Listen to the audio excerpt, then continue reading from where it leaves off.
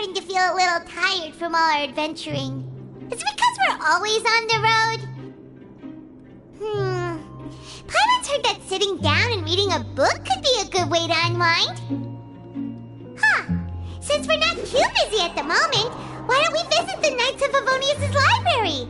Maybe we'll find something simple but fun to read.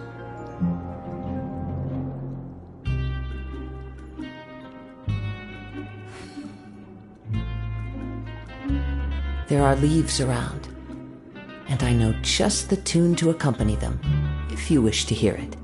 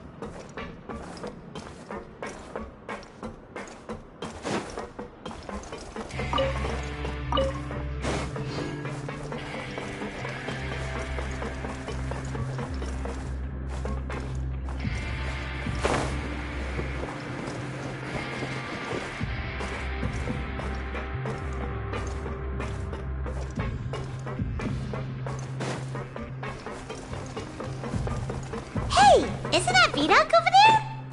Huh. Is it just Paimon, or are there fewer people than usual here today?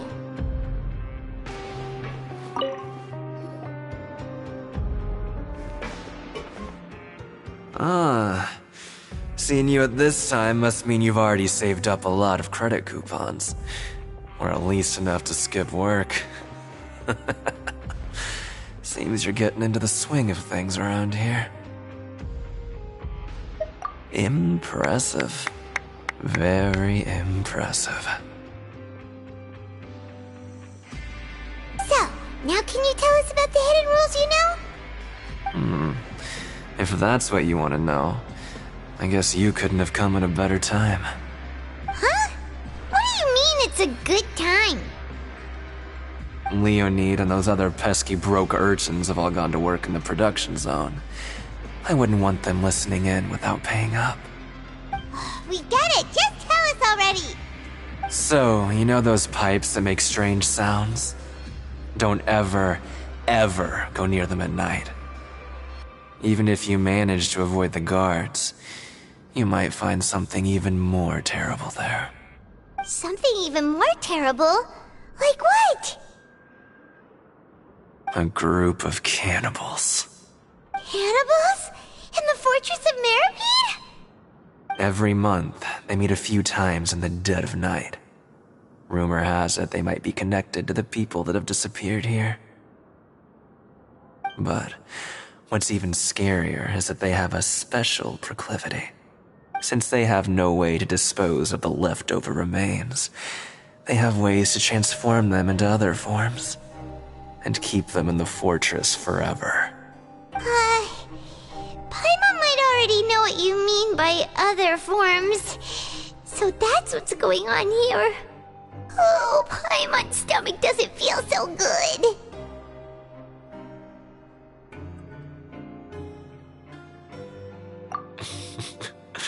You two look pretty skeptical. No matter, learning the truth behind dark secrets isn't necessarily a good thing. I've got things to do too. I suggest you just act like I never told you anything. Traveler, can we just trust him on this one? Oh, Paimon doesn't want her blood and flesh entombed here for all eternity?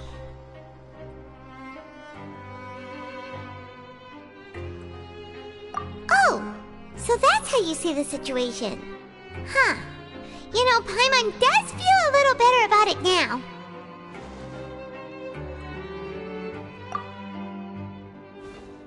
Oh, when will all the secrets end?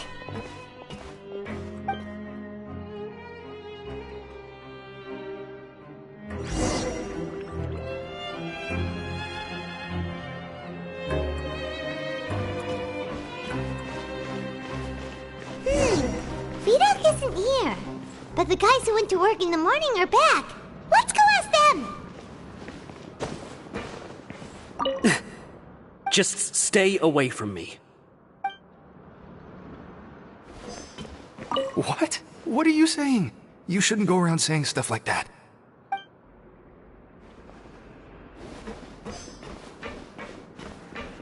What are you talking about? Listen, you should keep your nose out of other people's business. Their attitude sure is suspicious. Like they're trying to avoid us. But if they're being so obvious about acting weirdly, do you think they might just be trying to lure us in? Oh, this is all getting way too creepy for Paimon. So you mean we still need to investigate some more?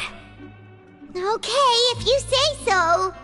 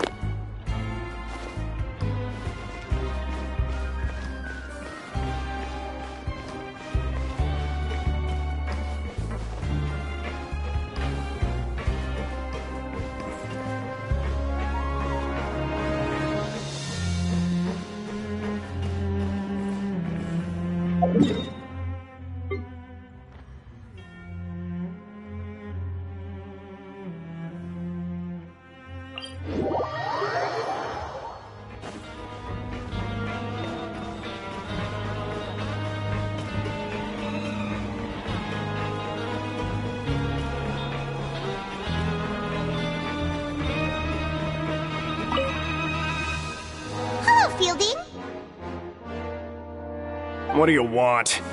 Criminals like you ought to be working right now. Catch my drift. We just want to ask you a simple question. Have you ever discovered anything odd during your nighttime patrols? Why are you asking about something like that? Whatever happens at night isn't your concern.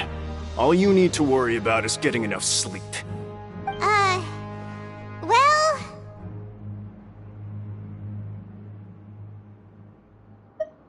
Right! We've heard it happens a few times every month. Paimon has sensitive ears, so it makes it hard to sleep. Really? I see. But it's not like I'm on duty every night. And now that you mention it, I recall my colleagues talking about something like that before. They say that strange things tend to happen at night on pipe cleaning days. Lots of us don't willingly take those shifts. So, what happens at night on pipe cleaning days? They just conduct regular cleaning of the fortress's drainage facilities. There are 3 pipe cleaning days per month, and it just so happens that today is one of the scheduled days. You can try to confirm the sounds tonight if you want, and if they're real, then I can report the issue to my superiors for you. Oh, okay. Then we'll keep both ears out tonight. If that's all, then I'll be leaving now. I advise you not to try anything funny, though. Even if I'm not on duty tonight, someone will still be watching you. Don't worry, we don't want any time added to our sentences. Oh, he left. So what do you think about the pipe cleaning days he mentioned?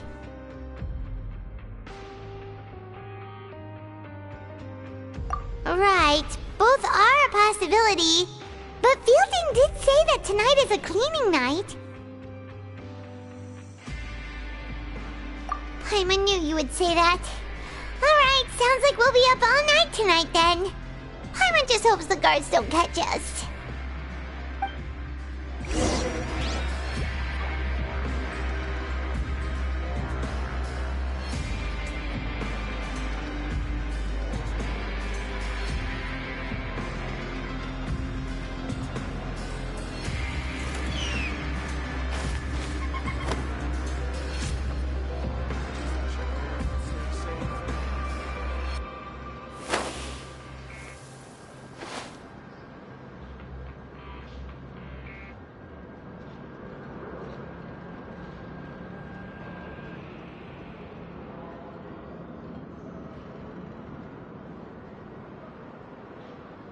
We should prepare while we can, then make a preemptive strike against the enemy.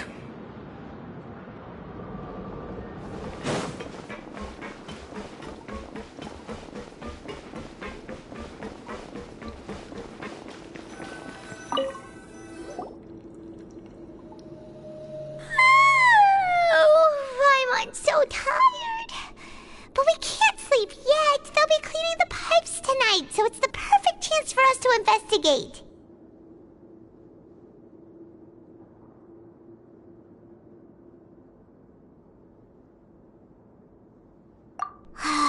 Whatever.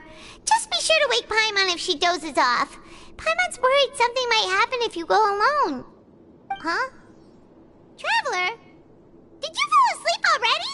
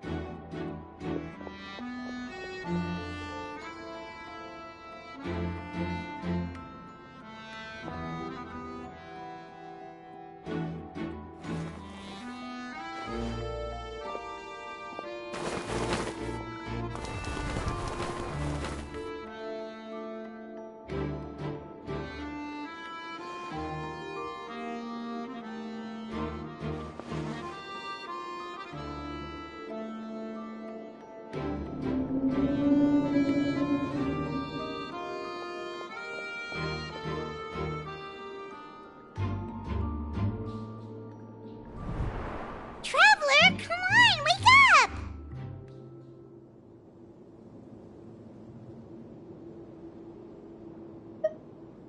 Oh, it looks like you were just peacefully sleeping to Paimon. Well, what did you see this time?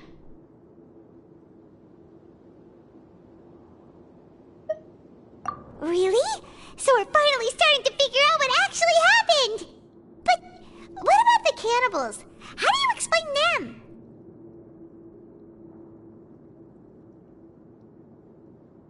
Okay, well, it's about time for us to get moving. Just be careful to avoid the patrolling guards.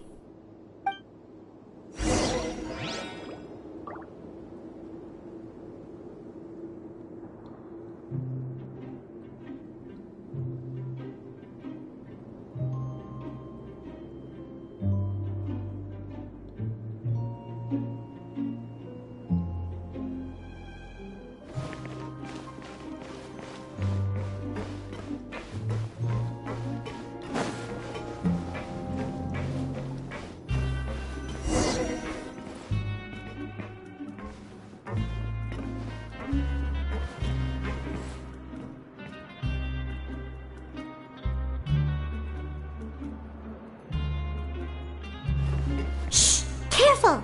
We'll get in trouble if the guards catch us.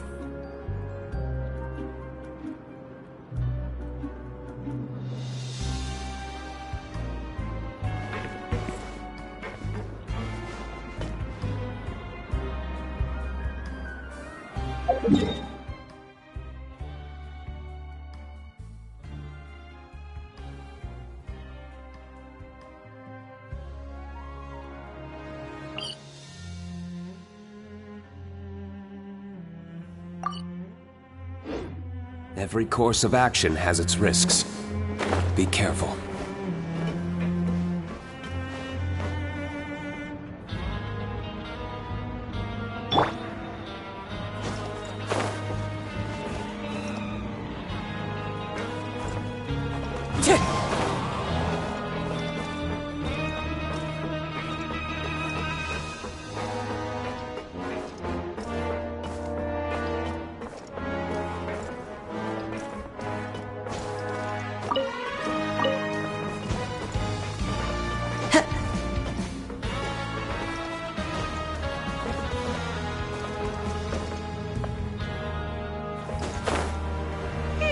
This should be the place.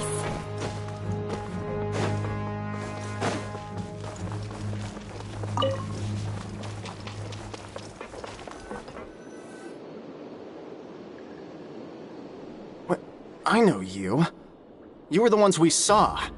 Huh. You've got guts showing up here. You know who we are, right? You'd better leave now. Ain't nobody coming here to save you. What'd you say?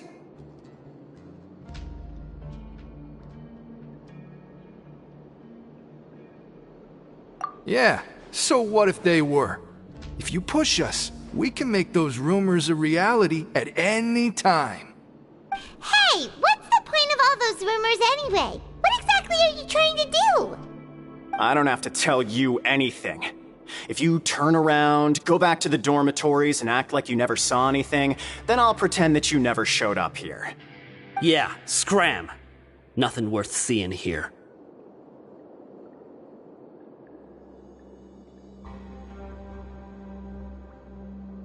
Huh? What did you say? Isn't that exactly what Boss said when he left?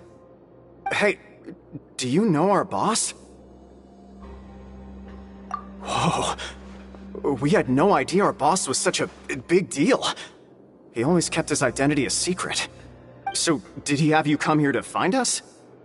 Oh, so your child's crew here? Seems like he had no problem fitting in.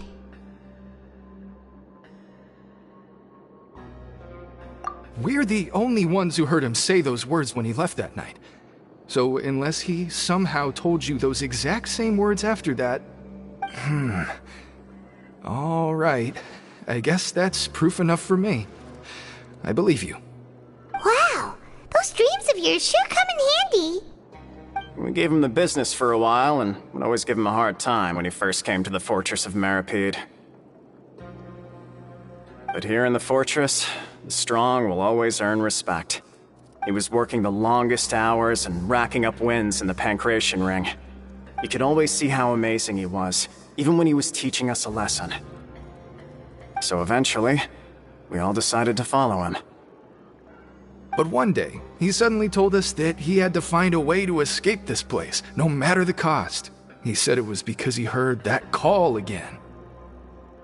And as his crew, if the boss wants something, then it's our job to get it done. So, we got to work, and used the hidden rules that were here to make up and spread the rumor about the cannibal rule. We just wanted to give him a better chance of escaping on a night after the pipes had been cleaned. Oh, thanks to your rumor, nobody would want to come anywhere near here, prisoner or guard. Wow, it sure is easy to exploit people's fear of the unknown. But has a child already escaped? Why are you all still coming here after pipe cleaning day? Because as far as we know, the pipe he went into isn't actually an exit. It should be a dead end. It leads to an abandoned factory area, and even if there were a way to escape from there into the sea, we're still way too deep. No one could ever reach the surface alive. But Boss still insisted on going in. It's like he was obsessed about it. So we told him that we'd pretend as if he never existed while he was gone. And that if he wanted to come back, he should wait for nighttime on a pipe cleaning day. That way, we could meet him here and help cover the whole thing up. So you come and wait here through the night a few times a month just because of that promise? Yeah, but it's been so long now. We already know in our hearts that he must have managed to escape somehow. Is it also possible that something unfortunate happened to him? Nothing could ever defeat Boss or slow him down. It's one thing we know for sure. Okay. Paimon was just brainstorming possibilities.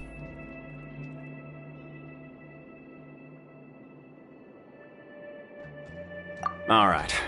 Keep quiet and follow us.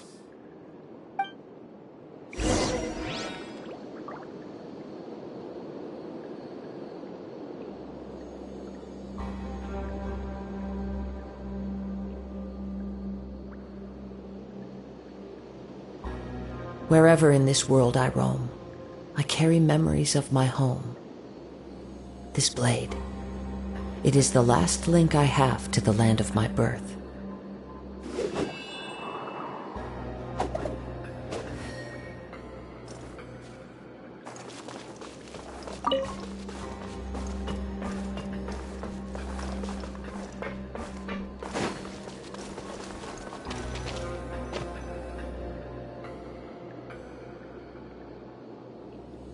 The way up from here has been sealed off. It's impossible to get through.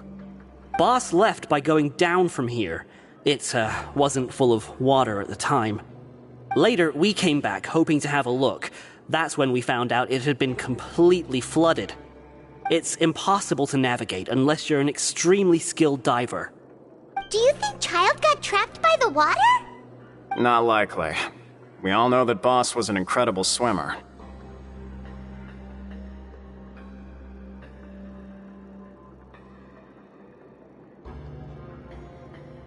Really?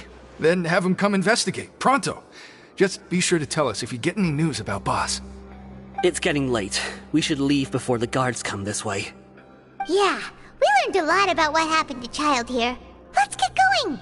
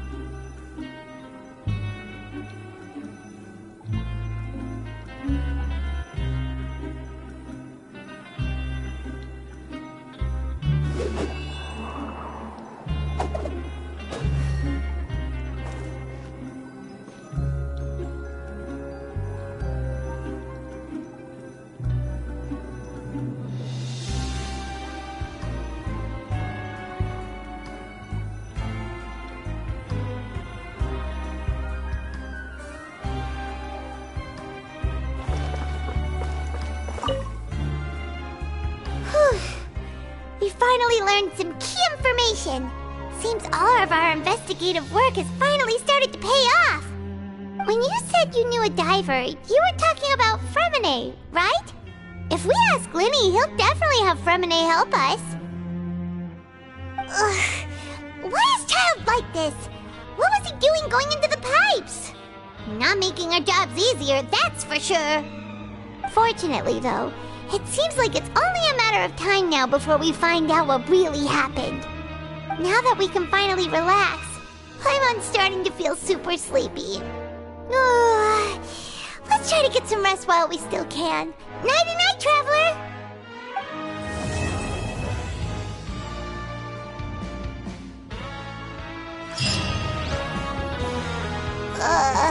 It's morning already? Oh, Paimon still needs more sleep.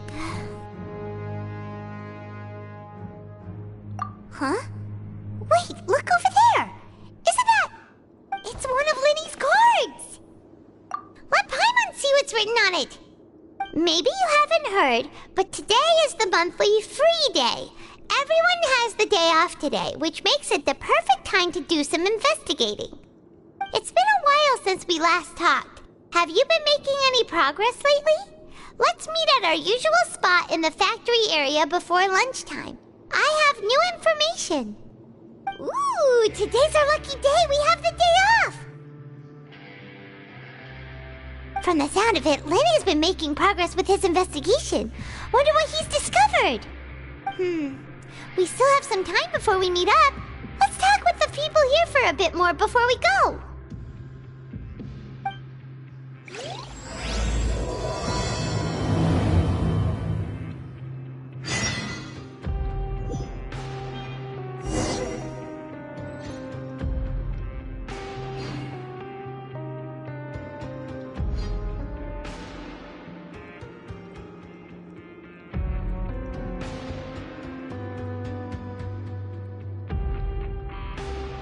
This scenery is wonderful. Surely enough to convince anyone to become a wanderer.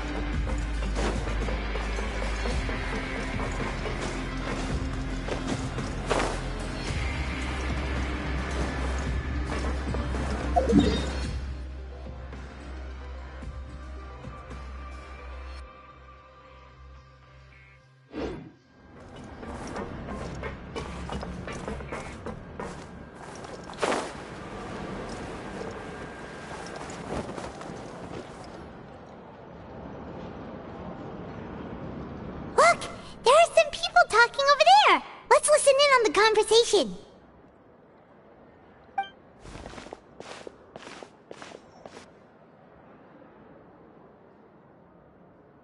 If you ask me, those pompous parasites on the surface act like they're all a bunch of aristocrats. Do any of them give half a hoot about a bunch of dogs like us? Hey, speak for yourself, mate. I'm no dog. Oh, you think you're special or something? If you're here, then you're just a convict like the rest of us. I've heard that even if you're released after serving your sentence, going back to life on the surface ain't any better. Once a criminal, always a criminal. We're marked for life. I don't buy that. Hey, how cool would it be if the whole world was destroyed by a giant flood and everyone had to start over from nothing? What kind of filthy bilgewater are you spewing? I have family up there. You best shut your sewer hole with talk like that. Listen, things ain't so great on the surface, but who says that you have to leave? I've heard that you can still stay here and work even after you've served your sentence. Not bad if you ask me. Who wants to live in the ruddy overworld anyway? And what makes you think they'd want to hire someone like you? It's one of the great mysteries of the universe, how someone as useless as you is so confident. Whoa. Sounds like they're really unhappy about the overworld. Speaking of which, Paimon never heard anyone use the words overworld or underworld when we were living up there. Is it only something the inmates down here say?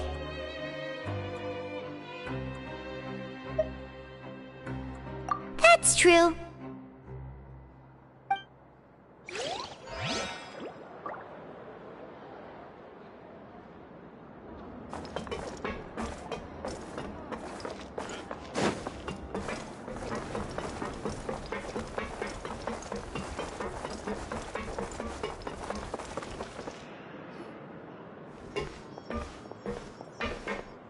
There's a group of people over there. Let's go listen in. So I said, that's not a faucet. Hey, who are you two? Why'd you come over all of a sudden? Oh, Sorry for eavesdropping. Sounds like you were talking about something private. What's the matter? They're just looking to join in on our fun, that's all. Hey, don't pretend like it's okay for them to just interrupt us like that. Fine. You're lucky we don't mind extroverts that much. You hear that, Quisto? What nice! Your expressions tell me you're looking to hear some juicy info, am I right? But before that, it just so happens that I know you two. Really? Are we that famous? You're kidding. How often does anyone get a personal tour led by His Grace himself? Practically everyone was talking about it. Word has it that you also caused quite the kerfuffle.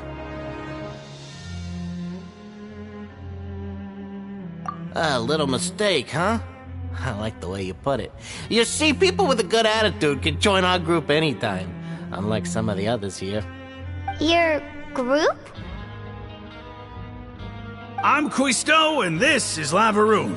People usually call us the Bombshell Bros, but don't worry, we're not playing with bombs or anything. It's just that our information is always so explosive, and we blow minds on the regular. So, you two really like to gossip? Whew, you sure know how to embellish. No, you don't get it. Knowing intelligence will make things better for you here. For example, knowing who's working with whom, who has the latest rumors, who's not getting along. Wouldn't you like to know all that? Whoa, all this info's worth something, you know? You should prove you're worthy of it. I don't mind him. Quisto's always this way. Just play nice and say something to massage his ego. The welfare meals. Talk about the welfare meals. Right! That meal we had yesterday was super delicious. Paimon can still taste it whenever she closes her eyes. Is that so? To tell you the truth, I've been helping out with making those welfare meals. I've been working as a kitchen assistant for about a month and a half now. Oh, so you're the one who made those delicious steaks. Amazing. You could be a professional chef. You are correct. I am a true professional. In fact, I even went to culinary school. But enough about that. Since you like my cooking, I guess that means we share similar tastes. Listen carefully. This little bombshell will help you learn what's really going on here in the fortress.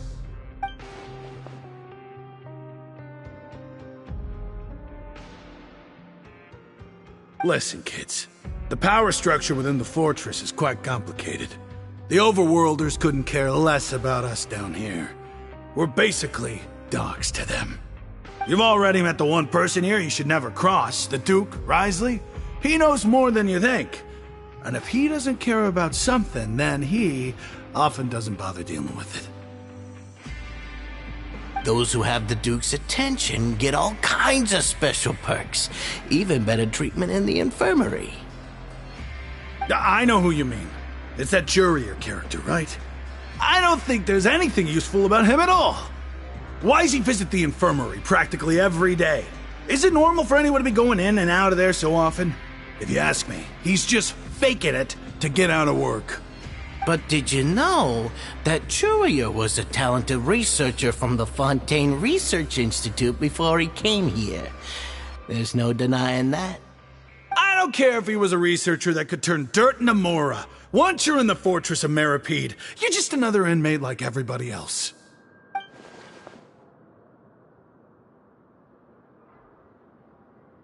Speaking of which, the last time I saw him, he was passing by in the corridor with Lorvine. I also heard they started arguing in the library and got into a fight, right?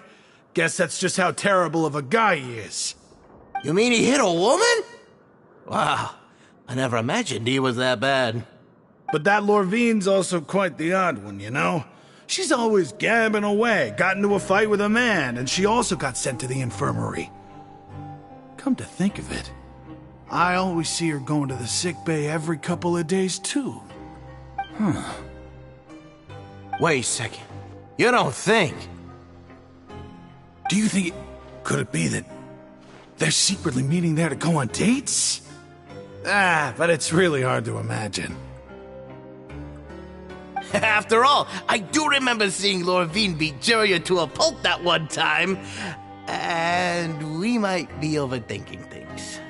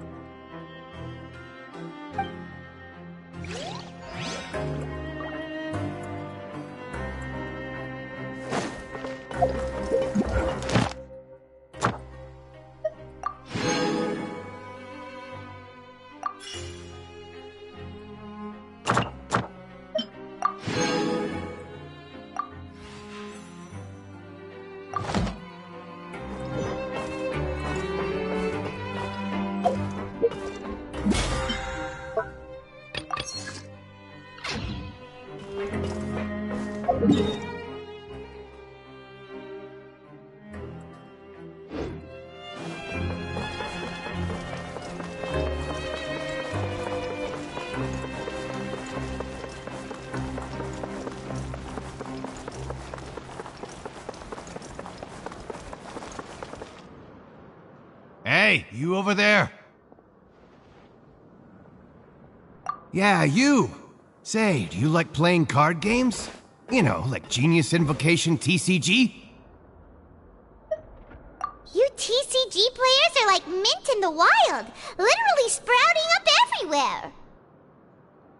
Hey, come on now. What's wrong with finding fellow Invocation aficionados?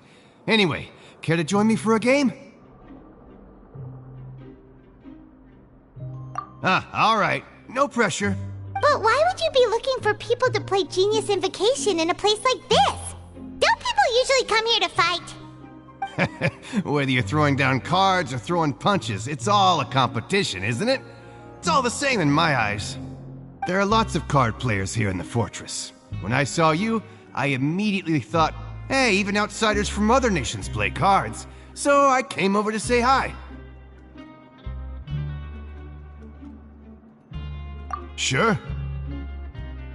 Great! Since you've been here longer than us, you need to flex your seniority a little bit, right?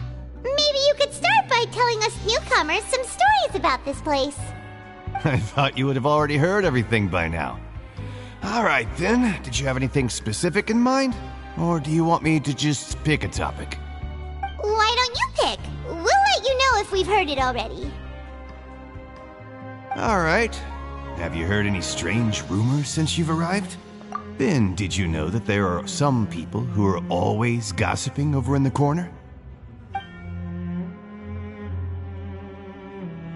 Yeah, so you've already met those two. They're quite a pair. They always keep an eye out for the latest happenings and gossip about everything. I've never seen anyone with more time on their hands. I heard that they used to be a chef and a bartender before they were sent down here. You know how bartenders are, always chatting with customers. And chefs love to pass the time just hanging out when they're not cooking. Good to know. Do you have anything else to tell us? Let me think. Sounds like you want to hear something a little more tantalizing. Oh, did you know that the Duke was also a convict in the fortress of Meripede before? Huh? Wait, are you serious? That's right. The Duke was an inmate just like you and me. Seems he was exiled here for committing some crime. Who knows how he ended up rising up to become the warden, though.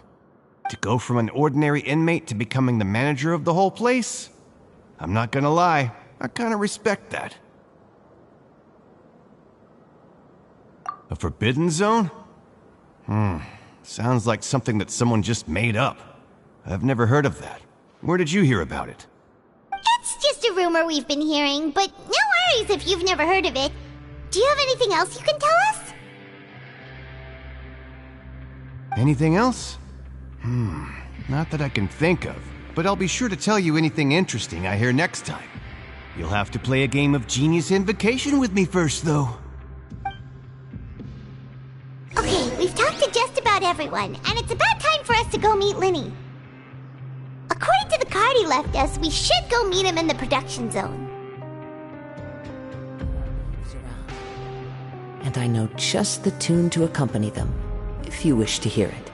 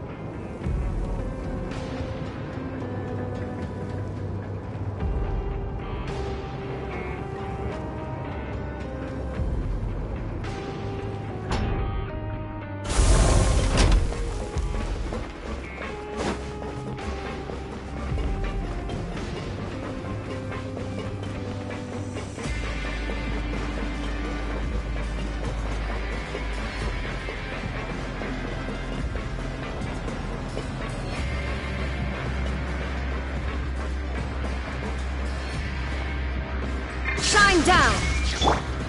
Into the wind!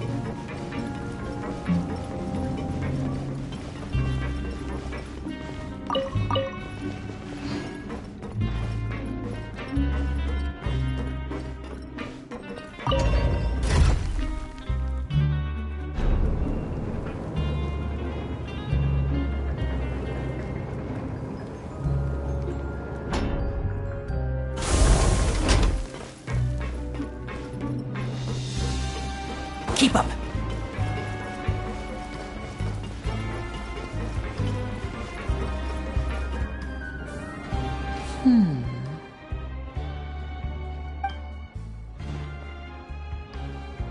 Huh?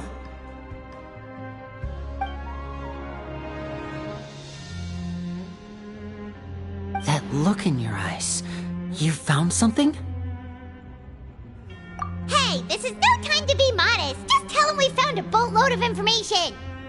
Oh, as expected of the legendary duo, you have my full and undivided attention. Huh. I'd have never guessed that myself. The rumors swirling about this place are unreliable after all, and Master Child probably went missing because he found a way out. He is a harbinger after all. I suppose he's much more resourceful than I initially gave him credit for. Unfortunately, this isn't enough for our final report to Father. We need to find out Master Child's exact whereabouts. Father told me that even though Master Child said he was just coming to Fontaine for a vacation, he actually had some personal reasons. His agenda might be linked to his disappearance. His escape route is already flooded, so we'll have to task someone with professional diving skills to chase after him. Well, when you put it that way, it's obvious that only Fremine would be up to the task. Bingo! Is he around? He's working today. Coming here as a group would have attracted too much attention. I'll talk to him about it later.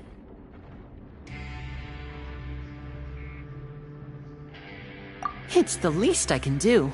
We're all in this together, so it's only fair for us to fulfill our end of the bargain. Honestly, I'm far more impressed by you guys managing to collect all this information right under Risley's watchful eyes. Collecting information has always been our strong point. Now, let me think.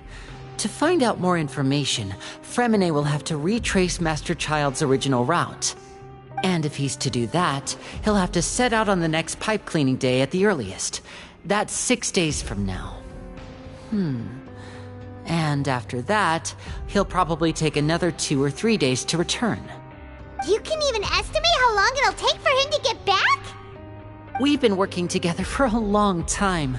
We know each other's capabilities like the backs of our hands. Traveler, what say you to meeting here 9 days from now? We'll be able to pick up Fremine while we're at it, too. Oh, and there's just one last thing we'd like your help with. Though we can just sit back and wait for Fremine's report on Master Child's whereabouts, we still need to make more progress on the investigation of the Forbidden Zone. Fremine's no master of disguise. Lynette's still working on getting intel from the other areas, and I'll need to spend some time helping Fremine prepare for his diving mission. So, you are the only ones we can count on. What do you want us to do? Will it be hard? Well, I won't call it easy per se, but I think you'll be able to pull it off. Listen carefully. You'll need to find an excuse to get into the infirmary and investigate the room and environs. You've mentioned several sketchy-looking people always meeting at the infirmary earlier, so it probably has something to do with the secret we're hoping to uncover. You've already met the head nurse, so she'll be less suspicious of you. Investigate the internal structure of the infirmary and any active dealings within, and pass those on to me alongside anything else you're able to discover. But also, there's no need to take risks. Don't forget, safety always comes first.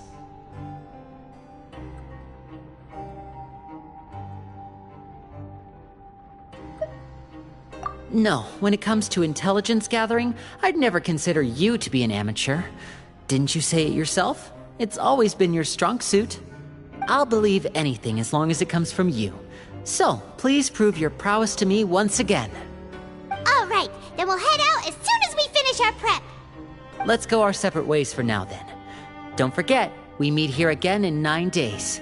Stay safe.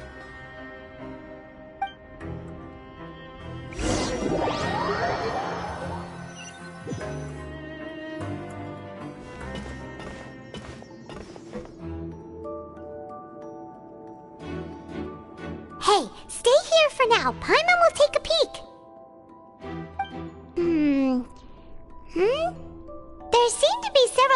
trouble inside.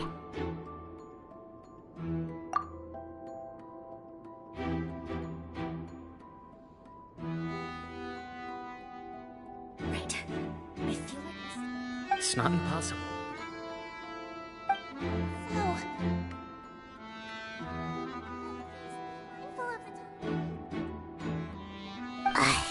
It's a bit hard to understand them from here, so why don't we just try to talk to them in person? Let's go as soon as you're ready.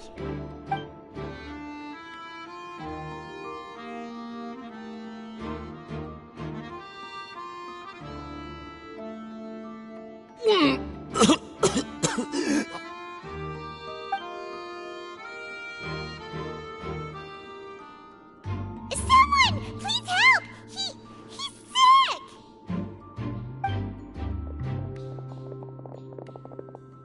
Whoa, are you okay? Oh my! What's wrong, little one? There's no need to panic. Take a deep breath before you begin. The traveler started complaining of a stomachache, and then nausea, and then collapsed onto the ground. Paimon doesn't know what to do.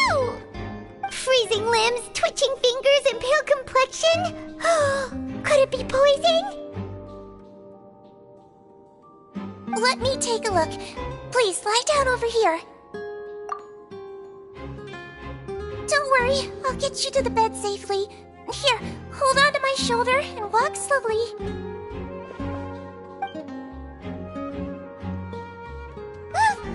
You can do it, traveler!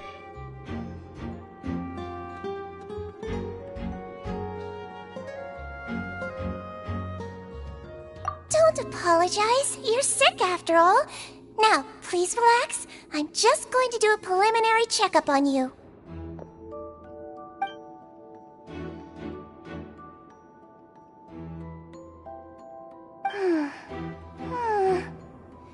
I see now.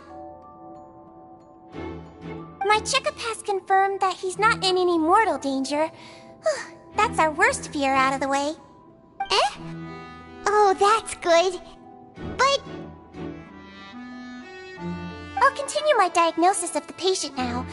Please, relax and take a deep breath.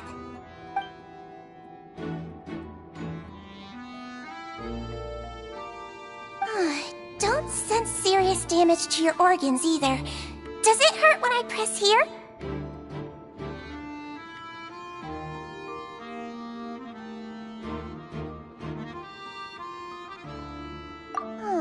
And here?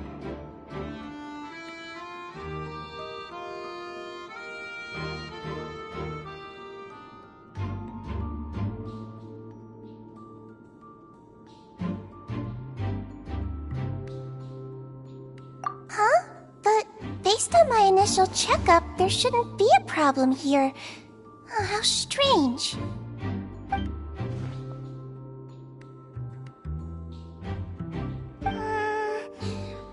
What about here? Does this hurt?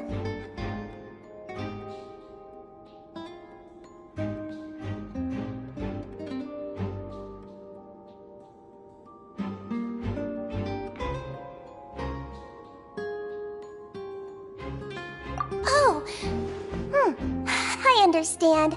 So that's what it is. I think you just ate something that disagreed with you. That's all. Nothing too serious. Outside of a pretty bad stomachache when it decides to act up. So that's what it is. Thank goodness it's not anything more serious. And there have been other inmates complaining about the food recently. I'll inform our head chef, Mr. Woolsey, of this problem as soon as possible. Congratulations! The health risk is incredibly low, so you should recover within a couple days. Why don't you take a rest here while I go get some medicine for you? Miss Levine, I'll have to trouble you to help me look after this new patient while I'm gone. Very well. And she hopped away just like that.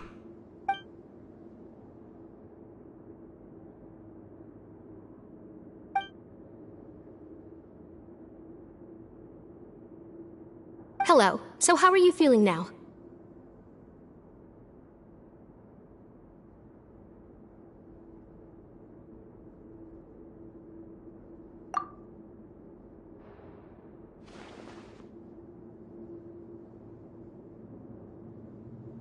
His stomach ache's really bad. He was stumbling about the whole way here, so Paimon's really worried.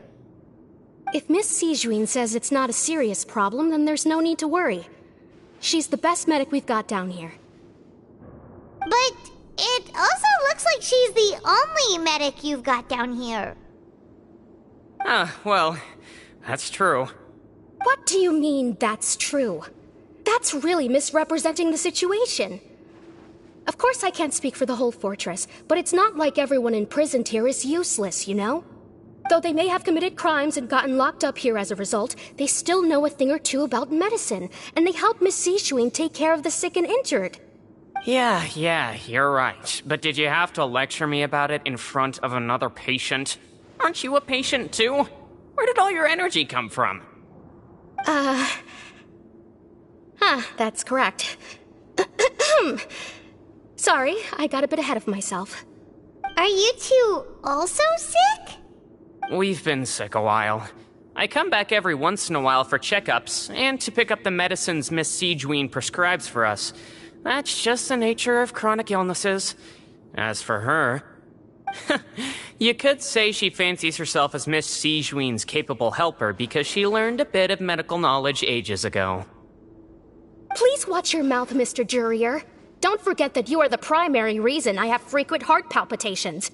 Hey, don't start arguing now! Please, keep it civil at least!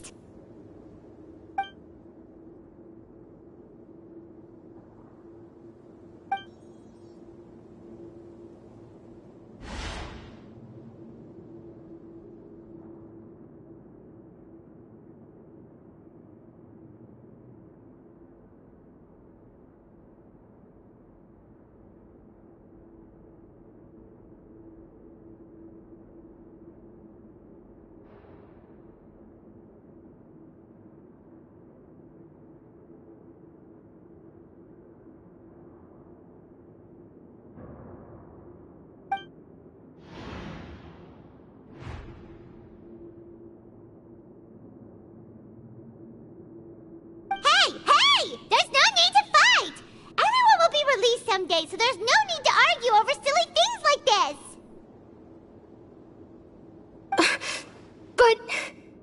But... Release. It's way too early for us to even think about that.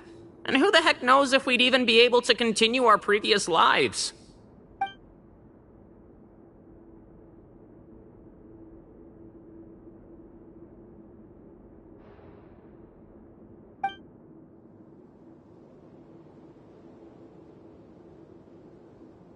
Please allow me to end this boring and useless conversation. Oh, and Mr. Jurier, I don't want to see your face here again anytime soon. And same to you, Miss Lorvine. Anyway, that was more than enough rest for me, so I'm going to get out of this excessively noisy place. See you later, everyone. He just slowly walked off like that? That's just what he's like. I'm sorry you had to see all of that. I'm Lorvine, and that's... Well, his name is Jurier, but I hope you'll never have cause to remember his name. You really can't stand him, huh? I mean, can you blame me? Who would like someone who's as arrogant and obsessed with weird research topics as he is? But there's no need to keep dwelling on him. I'll accompany you two for a while. Miss Sijuin should be back soon, and I'm sure you'll feel better as soon as you've had some of her medicine.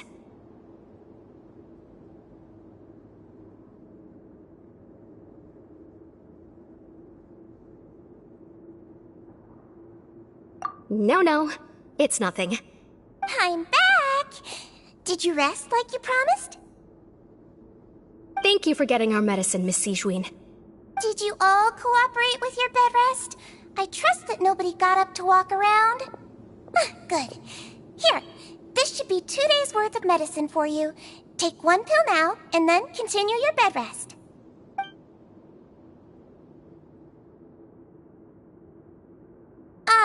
Miss Lorvine, I left in a bit of a hurry just now. Do you still remember if we discussed the color of the pill that you should be taking today? I remember. You said it should be yellow.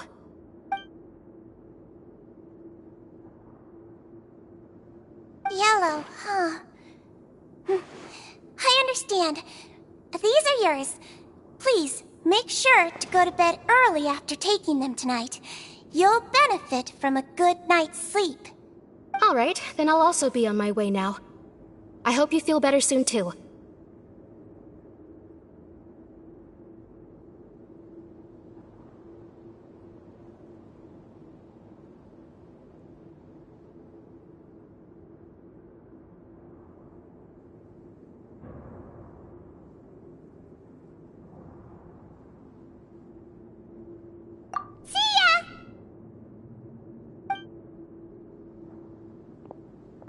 To fill out your medical record now. You're widely known as the Traveler, right? I just want to double-check a few details, if that's all right with you. Those two made quite the commotion just now, so why don't we let the Traveler rest? Paimon can answer the questions instead. So his primary symptoms are abdominal pain with secondary symptoms of nausea. Is there anything else? That's it. Alright then. Is there anything we should know besides to take the meds? No, his base constitution is quite good, so I'm sure he'll recover quite quickly after taking the medicine. Please, make sure to stick to bland or less stimulating foods, and don't stay up too late at night. Got it! Paimon will hold the Traveler to that for sure.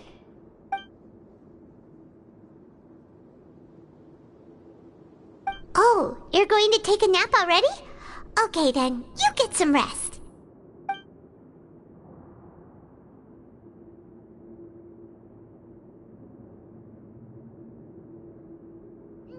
We've been to lots of places together. He may look a bit under the weather now, but he's actually super strong. So you're the best of companions. Well, don't worry, he'll recover soon.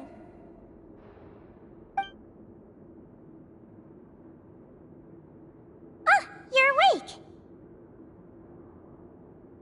How do you feel?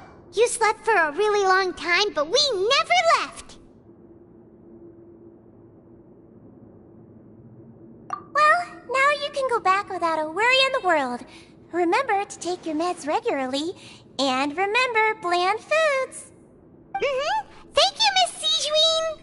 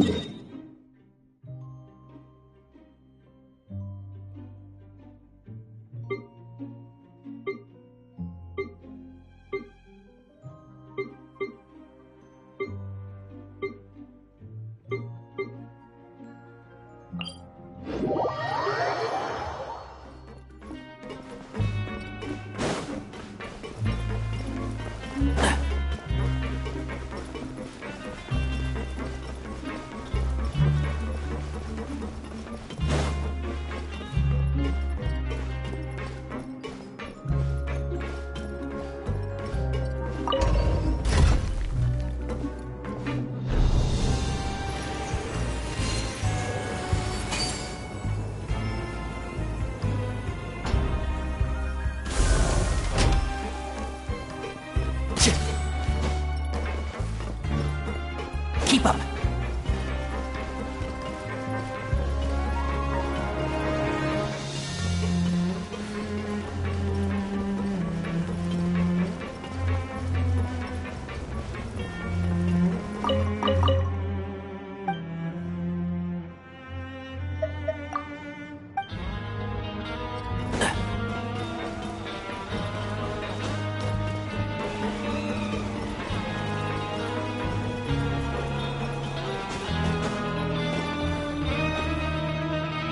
Really are something.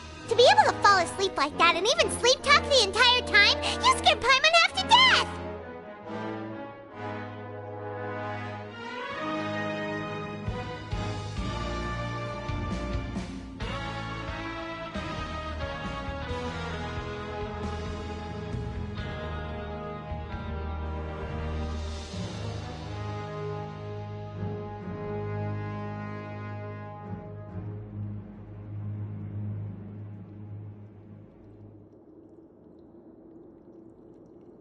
No, but you kept mumbling things along the lines of, Pyron, don't take my grilled fish, and put down the Adeptus Temptation now. Paimon talked with Sigewinne the entire time you were asleep. She seems like she's just a sincere nurse, and Paimon didn't notice anything unusual in the room. Are you sure we're not going off track with the infirmary?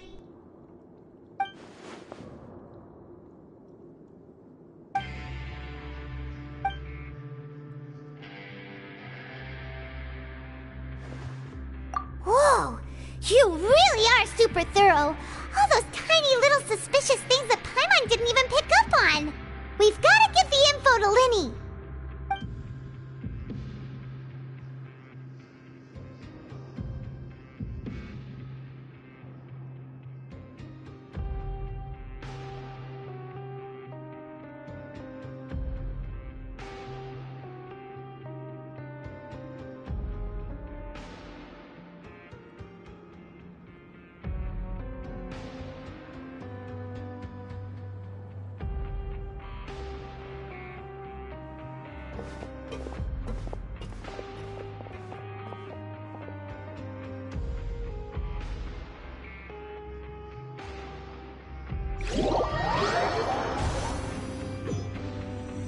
Today's the day! Let's go meet up with Linny!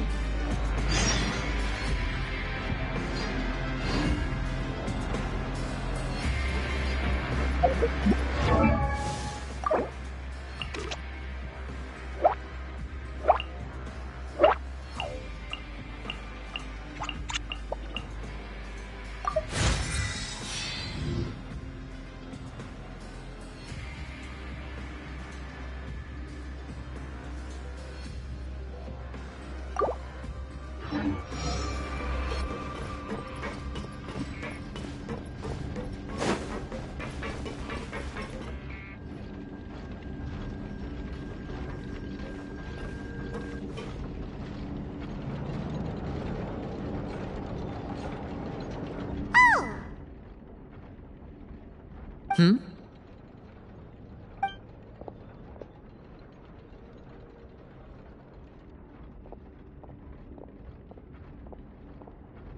Did you two run into any trouble over the past few days? No, we just worked our shifts according to the schedule. Nothing weird happened. That's good. That means you didn't raise any suspicions when you infiltrated the infirmary. We've taken a look at the slip you've sent. Fremine successfully left the grounds via the pipes 2 days ago, and as of last night, Lynette has also infiltrated the infirmary after faking an illness. Wait, why is she getting involved as well?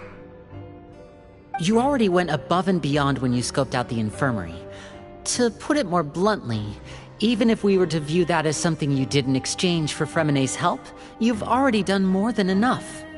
Infiltrating a guarded stronghold is a different kind of job from a one-off investigation. We want to avoid using the same faces over and over and reduce the amount of suspicion that will fall on any given person. Lynette also felt like you have already taken the first step for us, so she should be the one to finish the job. So that's what Lynette thinks. Oh, Paimon hopes everything's going well for her.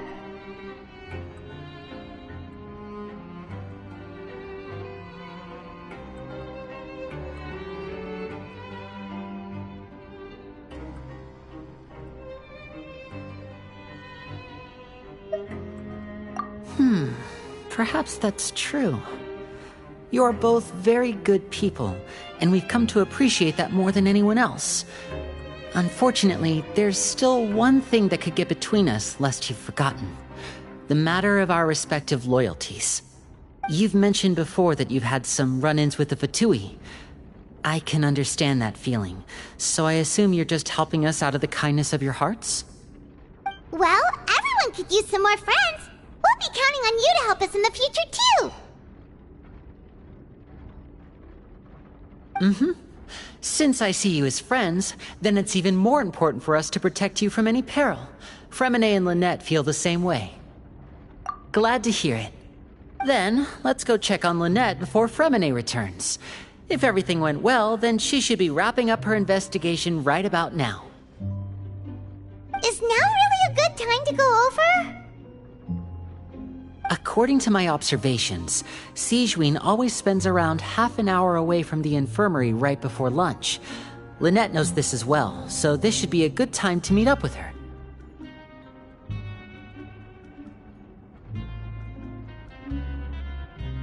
Also, I'm her brother, remember? It's only natural for an older brother to care about his younger sister's well-being. Okay, then let's head over right away!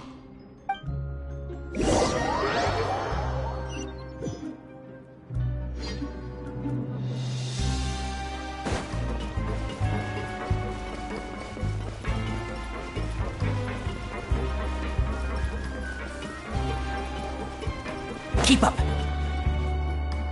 Lynette should be here right now. Huh. Strange. Lynette?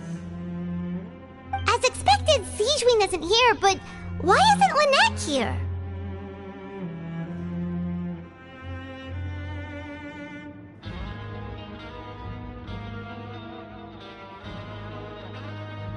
No, Lynette rarely deviates from the plan. We agreed that if she were to make changes on the fly, she'd find a way to let me know. Unless... Let's see if there are any clues around here. We can look while we wait for her. Who knows? Maybe she'll be back soon. Okay.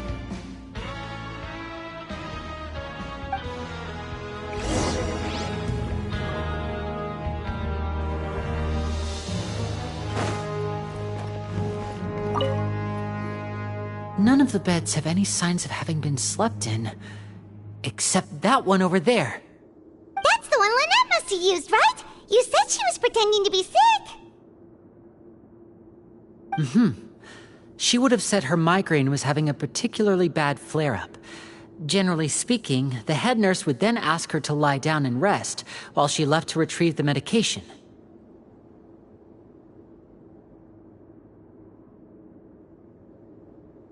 Which means either the head nurse didn't return the entire time from when Lynette laid down up until she left the bed, or the nurse intentionally left it this way.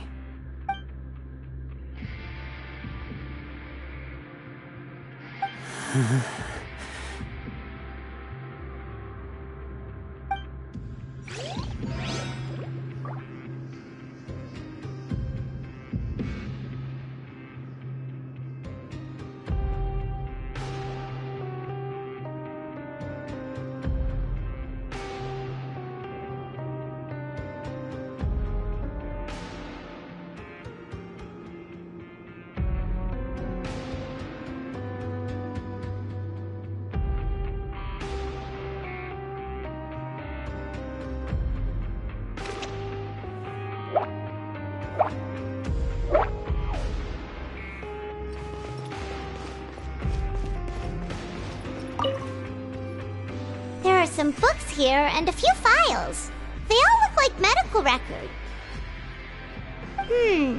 Advanced nursing, how to raise the spirit of your patients, a quick guide to the psychology of emotions, and the meaning of laughter.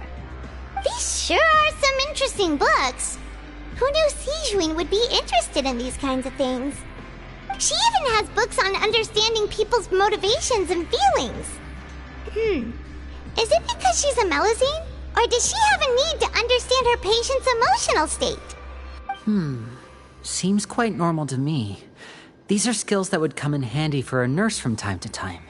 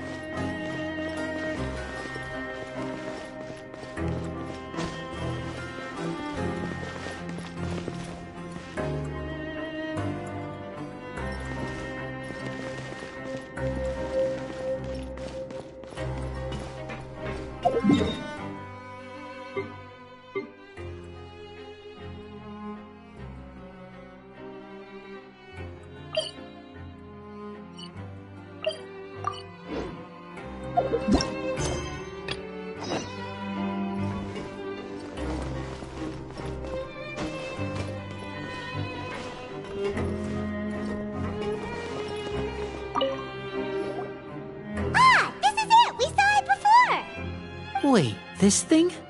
It doesn't look like it's been disguised that well.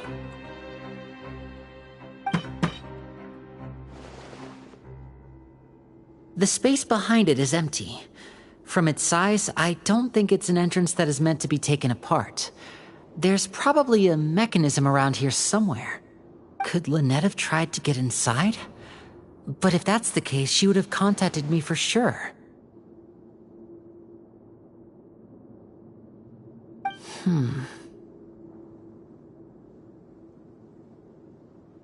Let's look around here for some more clues. Don't panic, just take another look.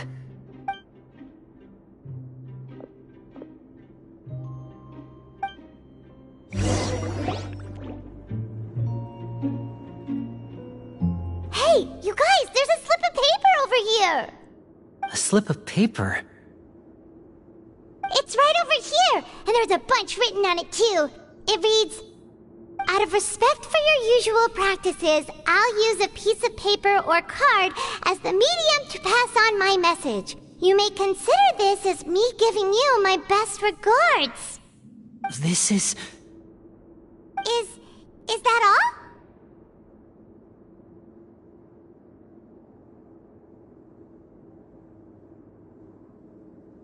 The back!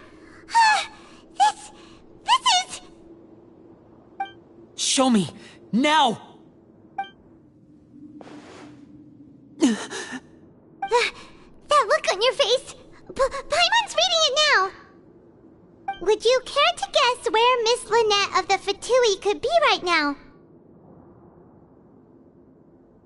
No! Could she have... Is she already... Wriothesley. Did he deliberately leave the infirmary unguarded to use it as bait? Wait, you mean he was aware of our goals from the very beginning? But why? We didn't run into any trouble last time, and he also never reached out to us since.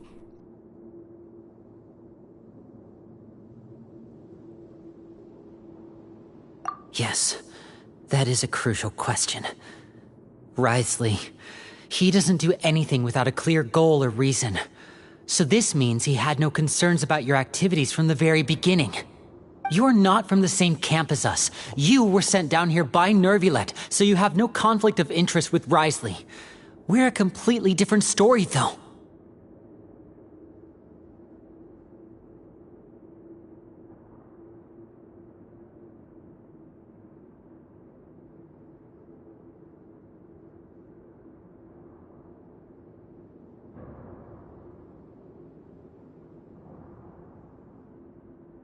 I'd like to know that too. Why did he only go after her? Don't panic, just think everything over.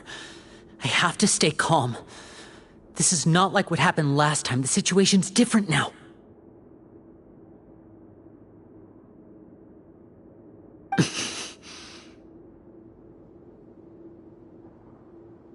Wait, you're right. Wait, but that means...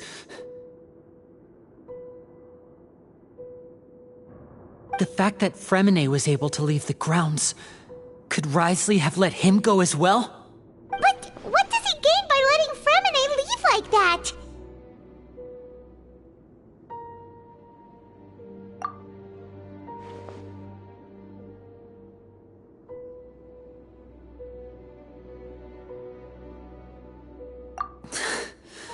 So he's challenging me and trying to provoke me, I'm sure of it.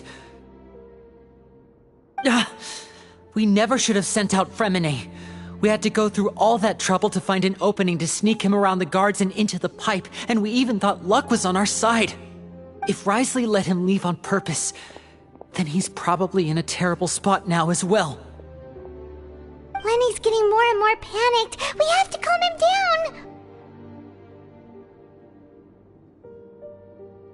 Don't be like this, Lenny. Fremine wouldn't have left if we hadn't told you about Child.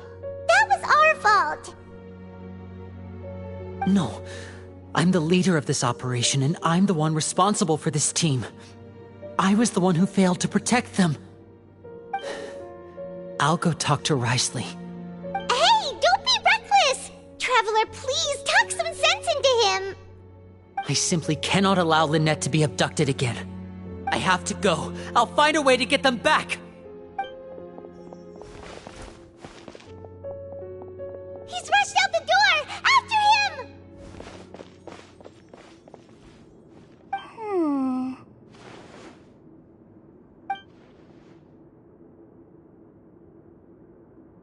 Right.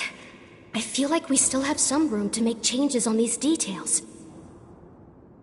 It's not impossible, but it'll require extensive testing. Is that so? Very well. Then please be mindful of the time. Huh? Is someone? Pack everything up. Whoever's outside is eavesdropping. They'll probably come in once we stop talking. Someone! Please help! He's sick!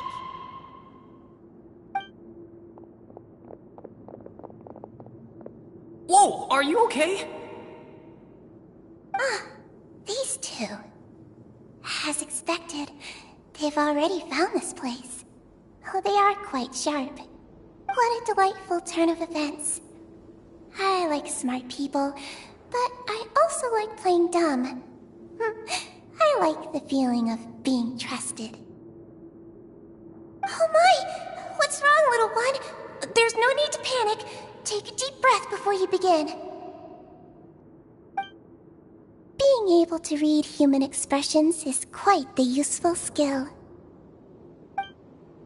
Lenny! Wait! It's no use. We have to catch up to him.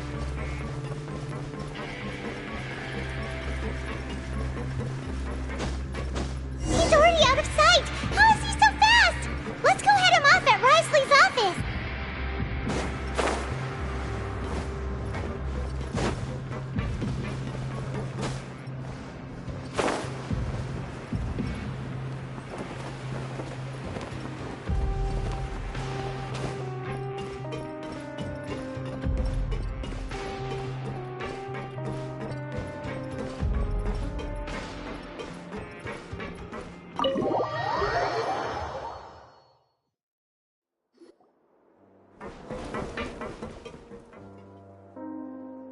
Come out and face me, Wriothesley!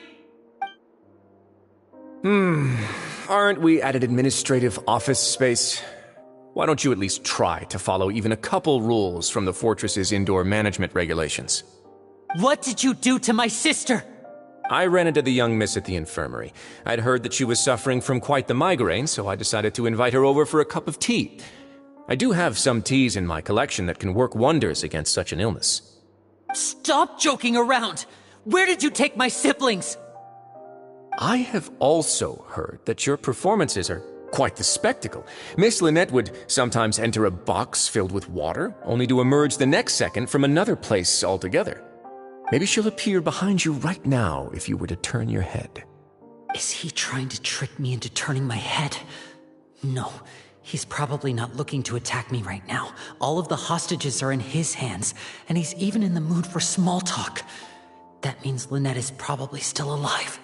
You knew we were investigating the infirmary from the start, so you deliberately aroused the Traveler's suspicions and baited us into continuing our investigation, just so that you'd be able to kidnap Lynette. As for Fremine, no, you probably didn't even interfere with Child's escape. You let him go, so you could purge the Fatui members that we had planted into your ranks. There was no need to do so. The Fortress of Meripede is a pretty pleasant place. Most people enjoy their lives here. The only ones who act differently are those with personal agendas. It was quite easy to identify your colleagues. You removed our original members and spread the news of Child's escape so Father would assign our team to come down and investigate. Fremine has also fallen into your hands, right? If you're oh so omnipotent and so in control, why would you need hostages? One correction. Lynette is in my hands right now, but Fremine is not. He's not? What do you really want? Lenny! Oh, wonderful. Everyone is here, so I'll only need to say this once. Thank you so much for cooperating with me. Eager and to the point, I see. Alas, only Miss Lynette is currently having a cup of the fortress's finest tea. Although, as per your original plan, Mr. Fremine should also have returned to the fortress by now. But he has neither shown up within my gates, nor has he been taken into any kind of custody. So where do you think he may be right now? Wait, you can't mean you locked him outside in the sea? I closed the fortress's gate to the outside world. That's all. Fremine's a star diver, so he should be fine, right? No, we're still here, so he definitely tried to find a way to come back for us. So we can't assume he might have made a break for the surface. But why would I do this, you may be asking? To have an audience with you, of course. My intel tells me that Mr. Linney is a great magician, so it's only natural for me to want to have some cards of my own when it comes to negotiating. Besides, I do recall you mentioning to Miss Lynette that you've always wanted to have a face-to-face meeting with the Lord of the Fortress of Meripede, regardless of whether it was in a personal or a professional capacity. Well, you got your wish. So, you've been keeping tabs on us before we even set foot in the fortress. Some of my folks just happened to hear a thing or two, that's all. In any case, I will be straight with you. I was willing to play dumb and turn a blind eye, so we had a pleasant few days playing games together here. But once you started focusing on the Forbidden Zone, all of that changed. Mr. Linney, the cards are stacked against you right now. Miss Lynette is in my hands, and Mr. Fremine is still slowly being pickled out there in the brine. You know just as well as I that he cannot last out there forever. You need do but one thing to guarantee their safety. I would like you to contact your superior, and ideally invite her over for a cup of tea with me. You want to see Father? But why should she bother giving you an audience? Well, if she cares for the well-being of her dearest children, she should have plenty of motivation to join me for a parents' evening. I've heard that the bonds between the members of the House of the Hearth are like the bonds of family. I don't see why she would refuse. Why did you think Father sent us to handle the Fortress of Meripede? This place is basically a no-man's land. It wouldn't be fitting for anyone as important as a harbinger like Father to come here in person. Oh, I see. So it's because she doesn't care for my place here. That's such a shame. After all, I've amassed quite the tea collection. I was looking forward to sharing it with her. Both Monsieur Neuvillette and Lady Farina have already received many samples as gifts. Was this the extent of your master plan to get to Father? No matter how much pressure you may put on me, I won't allow you to use us to blackmail her. You people really are difficult to get along with. All I'm asking for is a face-to-face conversation. Does she truly have no interest in the fortress's secret? Mr. Linney, you have one last chance to invite your father here. If you refuse... Lenny! Instead of asking why I'm doing this, why don't you try to see things from my perspective for a second? From the very beginning, the Fatui has been actively infiltrating my fortress. I gave you a warning by cutting off the first few operatives I found, but that only caused you to double down. Had you given up on the fortress then and there, I'd have no reason to want to talk. Mr. Fremine left the fortress on his own, and Miss Lynette tried to pry out my secrets right in front of me.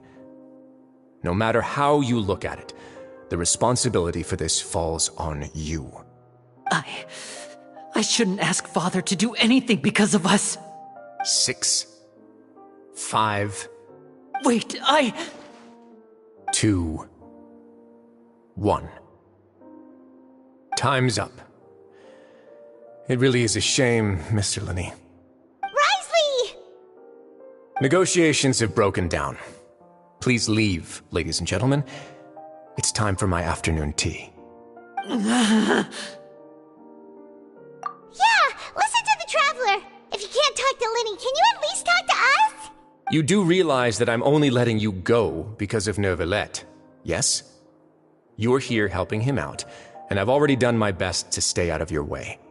But that doesn't mean you can just do whatever you want. The fortress may be small and remote, but it still has its own set of laws.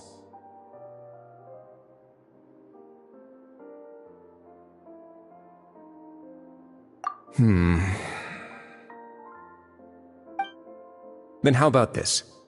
Those who are capable deserve respect. You've spent quite some time investigating my home turf by now, so why don't you tell me a thing or two about what you found, I'll ask you 3 questions. Answer all of them correctly, and I'll agree to your request.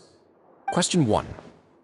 Regarding the hidden rules of the production zone, what is the truth behind the one about not being allowed to work for 3 days in a row?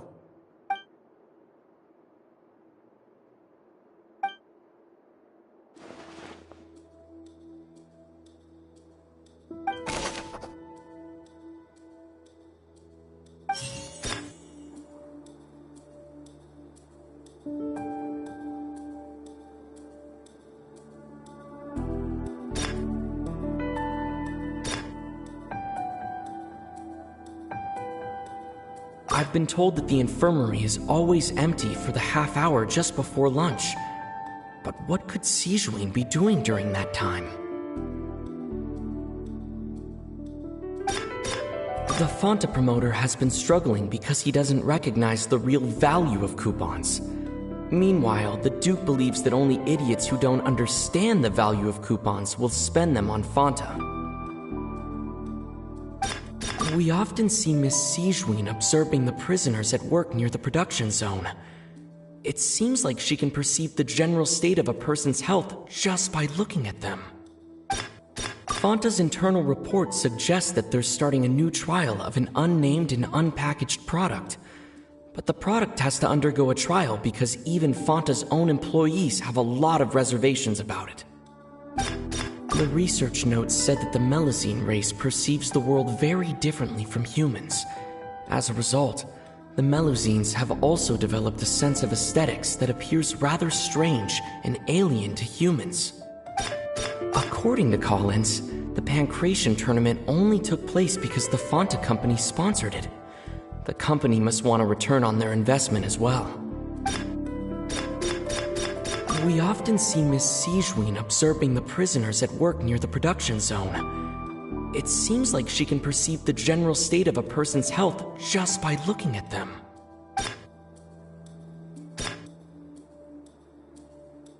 The Fanta promoter has been struggling because he doesn't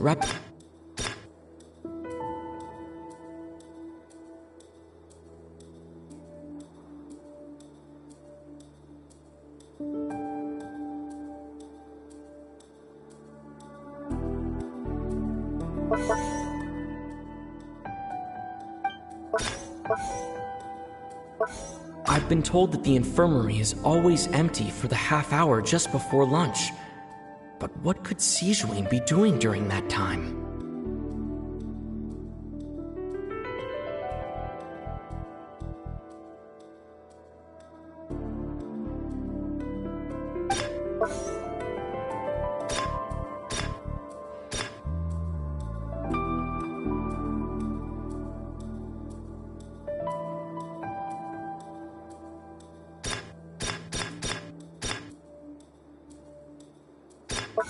The Fanta promoter has been struggling because he does... According to Collins, the Pancration tournament only took place because the Fanta company sponsored it.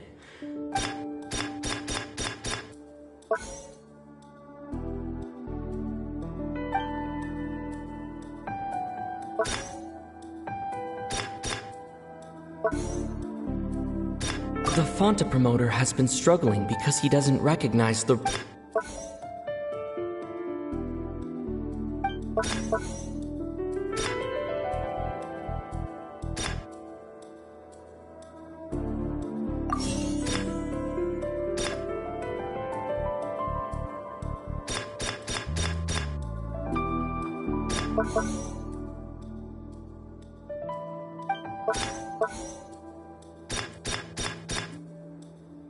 Fonta promoter has been struck.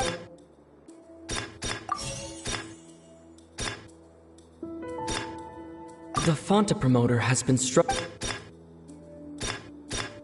According to Collins, the Fonta's internal report suggests that they're starting a new trial of an unnamed and unpackaged product. But the product...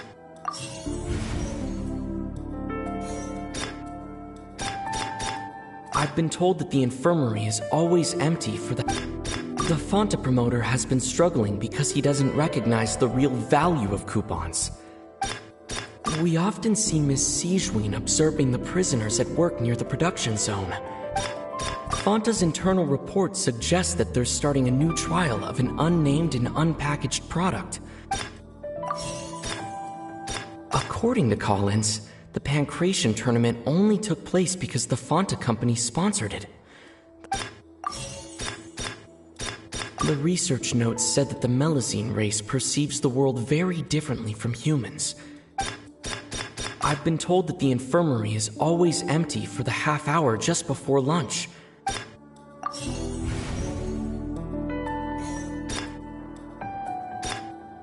The Fonta promoter has been struggling because he doesn't recognize the real value of coupons. We often see Miss Sijween observing the prisoners at work near the production zone. The Fonta promoter has been struggling We often see Miss Sijween observing the prisoners at work near the production zone. It seems like she can perceive the general state of a... The research notes said that the Melazine race perceives the world... We often see Miss Sijween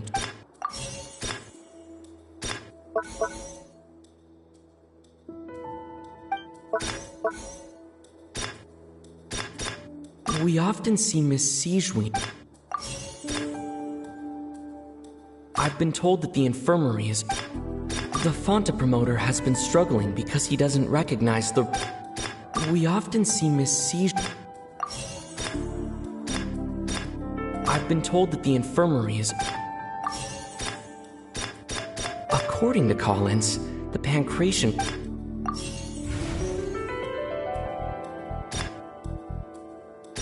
The research notes said that the Melazine race perceives the world very... Ah, so that's what's going on. Paimon understands it now. Who would have guessed? The hidden rule of the production zone. People are not supposed to work 3 days in a row, and if they do, they'll get strange meat in their welfare meal. At first we thought this strange meat must have something to do with the people who disappeared, but in reality, they were all prepared by Sijween, the head nurse. She often visits the production zone to observe the workers' health and makes a note of anyone who has worn themselves out after 3 full days of work. Out of her sense of duty as the head nurse, as well as her genuine concern for the workers' health, Sijween visits the cafeteria right before lunch and cooks an extra dish for those who can use the stamina boost. Sijween has only the best intentions with her surprise gift and doesn't want anyone to find out about what she does. However, unfortunately, Melazines as a race perceive the world differently from humans, and their sense of aesthetics is even more alien to us. The recipients of her lovingly prepared special meals cannot taste the care within and usually just freak out. Are we on the right track? Not bad.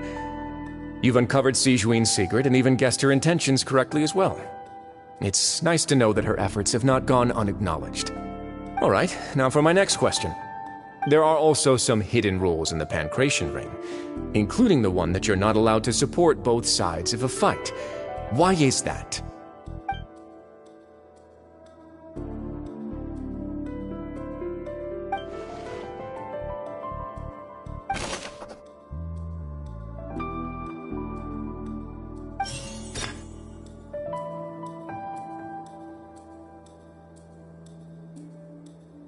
I've been told that the infirmary is always empty for the half hour just before lunch.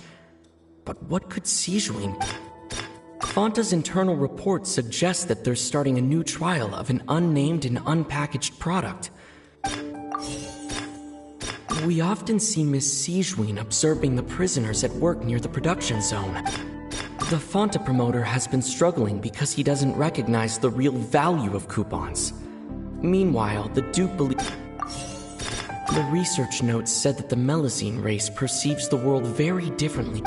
According to Collins, the Pancration tournament only took place because the Fanta company sponsored it. I've been told that the infirmary is always empty. Fanta's internal report suggests that they're starting a new trial of an unnamed and unpackaged product. We often see Miss Sijuin observing the prisoners at work near the production zone.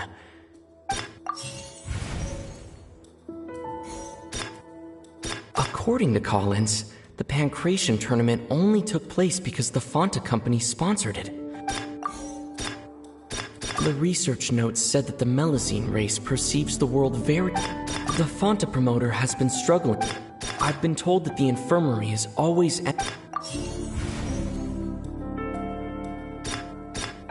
The research notes said that the Fanta promoter has been...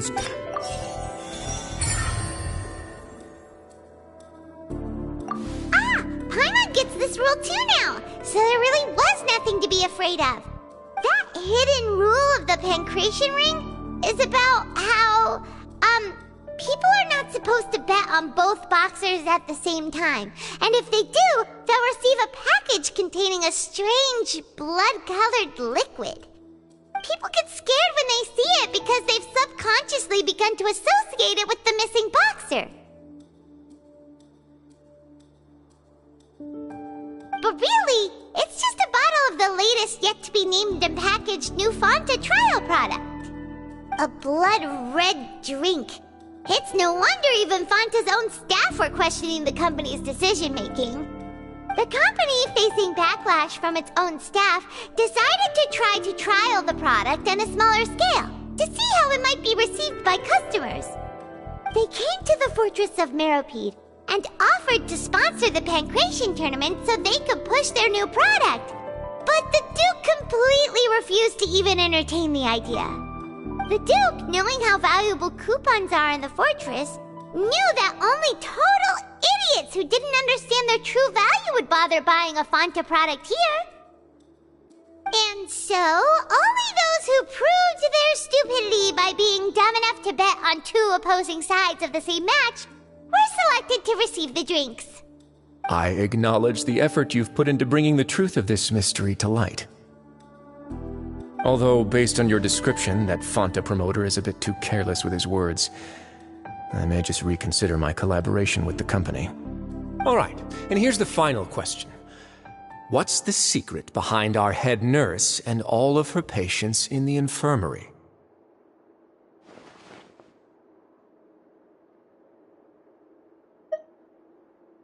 Stop your cruel and pointless games, Risley! You know that we haven't finished our investigation, so there's no way we can answer the last question. The thought of sparing Lynette and Fremine never even crossed your mind. You'll pay for this! Ah! Lenny, are you alright? Oh, close one. I owe you, Sijuin. That was a fantastic shot. It was nothing, Your Grace. Sijuin? Though this gun may look like a toy, it's actually fully functional, as I just demonstrated. Sijuin...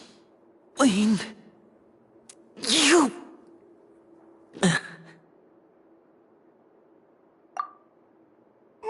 all. I am merely a resident of the fortress, and thus protecting it is my duty. When Monsieur Nervulette asked me to come here, he told me that my job would be to take care of the well-being of everyone here. I am merely discharging my duties. But if you mean what you just said, then isn't Linny someone you should be looking after as well? Isn't he a resident here just like the rest of us? But I really am just doing what Monsieur Nervulette told me to do. Everything I did, I've done to protect them. Had I not, they would be in far more dire straits right now.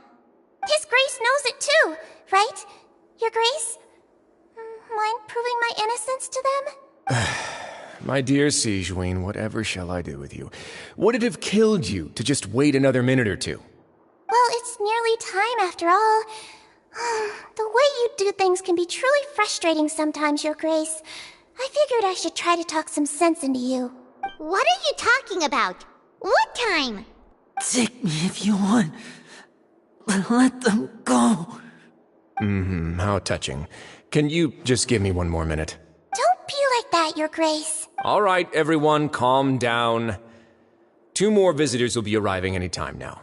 I'll go get a cup of tea. Miss Sigewinne, I leave Miss Lynette in your care. You... What are you doing? I believe I hear footsteps.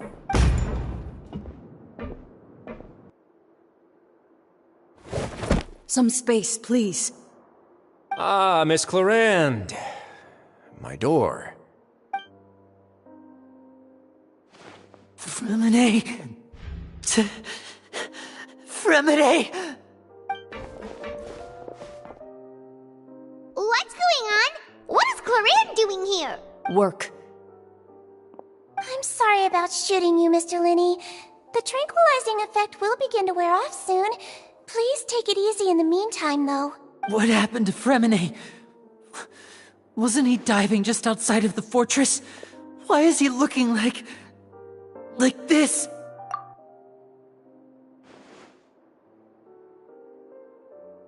A flushed face, an accelerated pulse. He must have consumed primordial seawater. What did you say? Please, make some space. I'll need to give Mr. Fremine a more thorough checkup. Your Grace, I'll leave the rest to you. I'll talk to Clarande while you get Fremine to where he needs to be. Everything else can wait.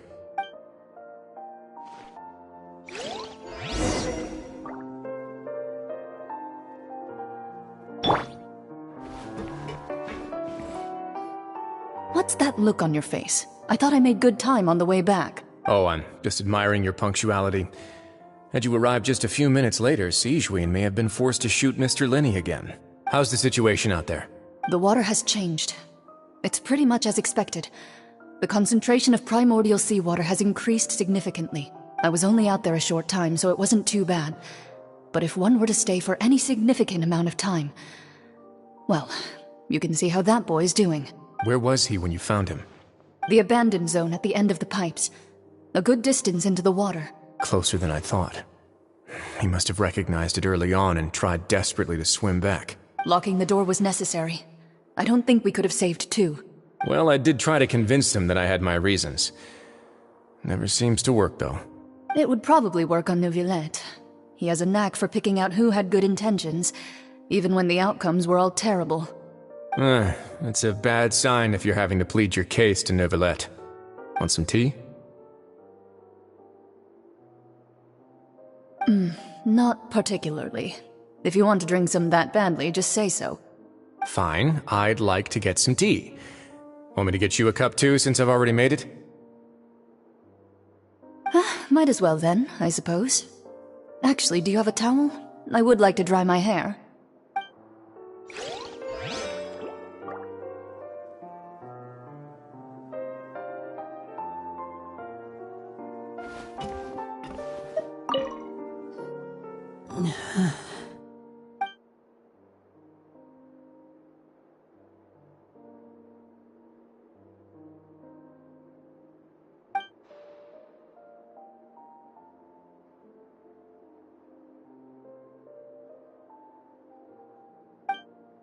How is he? These symptoms are probably caused by an acute ingestion of a large amount of primordial seawater. Still, his condition is not critical. Of course, it would be best if he stayed for further observation. Let's leave him here for now, and move him to the infirmary once he's recovered a bit more. Sorry. I am aware that the infirmary may not be your favorite place in the world at the moment. We do only have a single clinic in the fortress, however. Why would he ingest a large amount of primordial seawater after leaving the fortress? How could that possibly happen? Please, look after Mr. Fremine for the moment. I'll go fetch some medicine and a respirator. Oh, I'll bring Miss Lynette back with me. Where is she? How is she right now?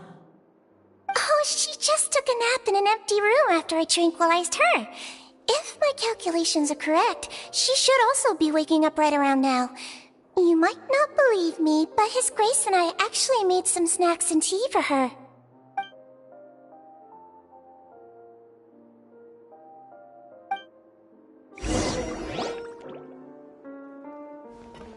Linny, are you okay?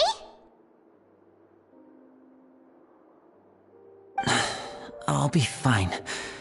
They're all here now. Don't worry about me. Are you sure? You don't look alright. My hands and feet are still a bit weak, but that's probably just the residual effects of the tranquilizer shot. I'm back, everyone. Lenny! Oh, Traveler, Paimon, you're here too. Fremine? Is he... He'll be fine. But for now, please help me lift him up.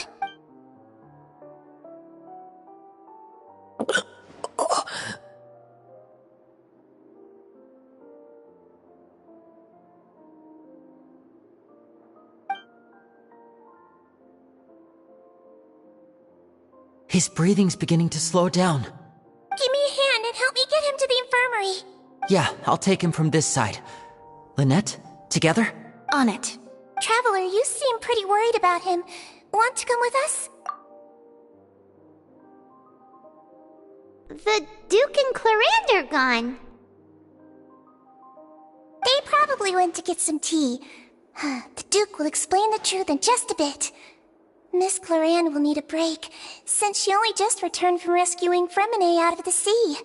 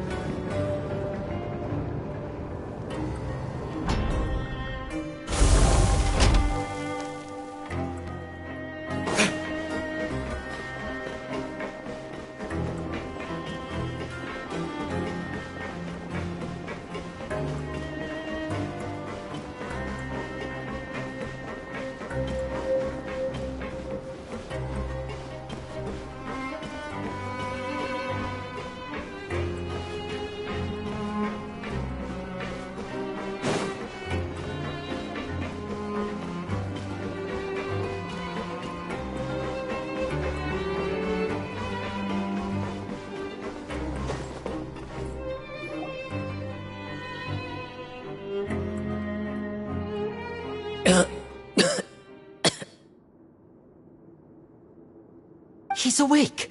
Fremine, how do you feel? Lenny. Lynette. We're all here. Where am I? The infirmary, at the Fortress of Meripede, Mr. Fremine, and you are no longer in any danger. How do you feel? Don't push yourself if you're not feeling up to it. Traveler. Paimon. It's been so long. The sea! There's something wrong with the seawater. Shh, it's okay. We can talk about it after you've recovered. No, listen to me. This is really serious. There's primordial seawater mixed into the regular seawater. I don't know why it's there, but no one should touch it. Pipes. Right, the pipes. It's all coming back to me now.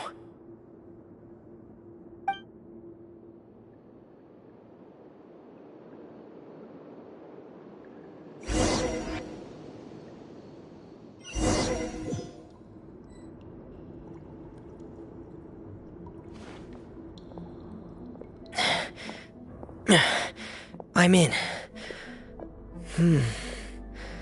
Seems like this pipe hasn't been used in a long time. It looks abandoned.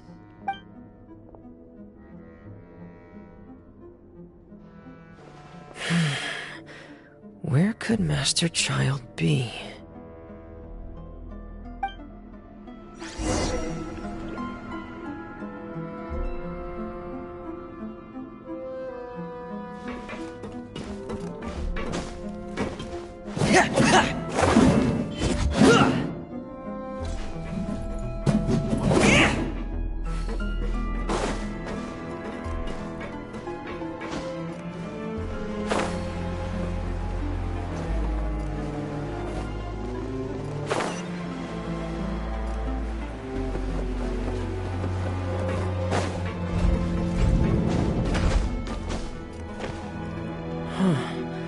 This mechanism looks like it's been tampered with.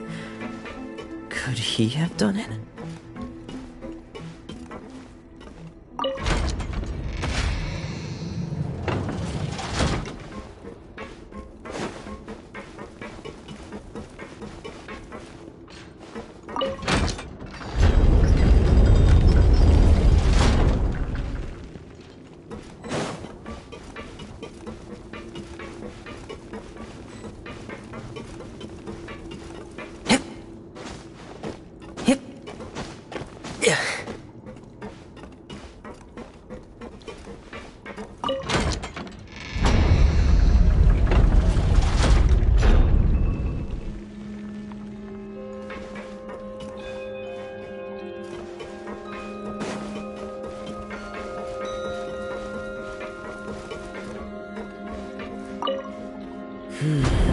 It's getting stuck on something. Seems like I'll have to avoid those obstacles while I turn it.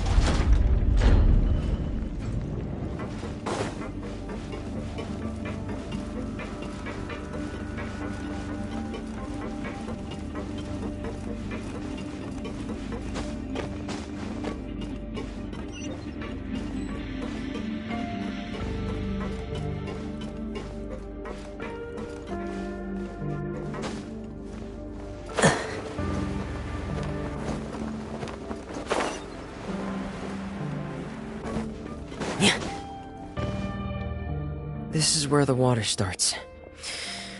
Okay. Master Child probably dived into the water. I'll go take a look as well.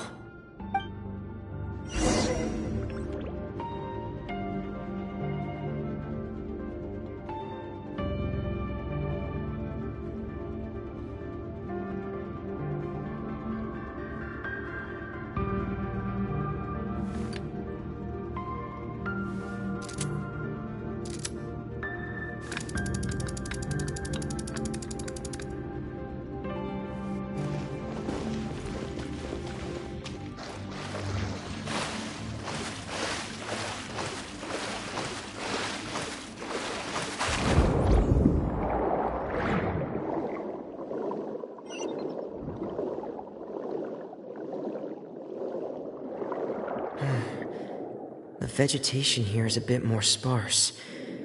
These traces aren't natural. A person must have left them, and recently. I should be going in the right direction. Oh, there are traces here too. I need to keep going. Huh? The traces are gone. But I don't see where he could have gone from here. Wait, what the?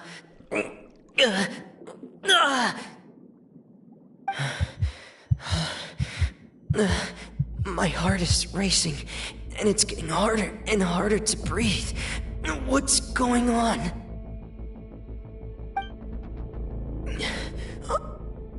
No good.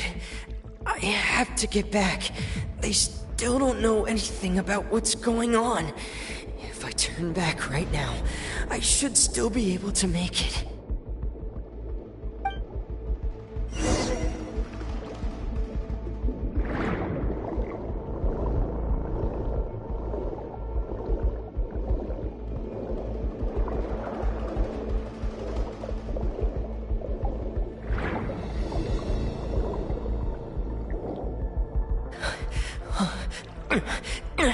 I can't die here.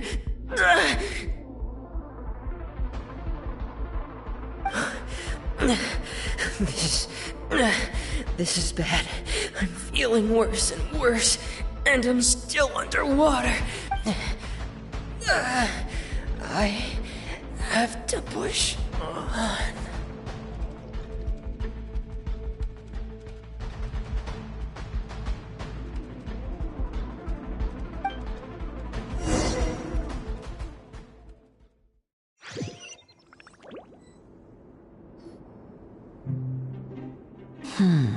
So, in other words, the trail you were following vanished, and you had no idea where Master Child could have gone, but there was also no obvious place for him to have disappeared to. That's right. I tried my best to swim back, but I had already put some distance between myself and the fortress, and I just couldn't find the strength to keep going. I probably passed out some time after that. And you know the rest. Miss Clarande brought you back, but we also don't know why she just suddenly appeared at the fortress, or why she went out to save you. Miss Clarande, you say? I must go thank her in person. You're still too weak for Monet. You can go after you've had some more rest. Miss Lynette is right. I believe Miss Clarande will stay here as a guest for another few days, so there's no need to hurry. A guest? Then I can assume Risley was the one who invited her to come down here? You should ask His Grace about that. He'll be able to explain better than me.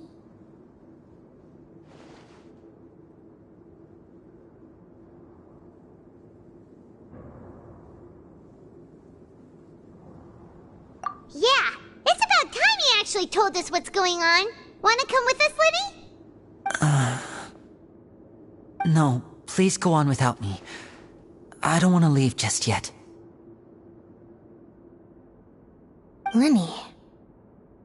The logical part of my brain is aware that we're safe right now, but I still can't bring myself to leave. Both of you are just in danger. Understood. Then let's just sit together for a while. In that case, I'll leave the infirmary to you. The Traveler and I are going to head out for now. As long as you stay in here, I don't think you'll be disturbed. Thank you.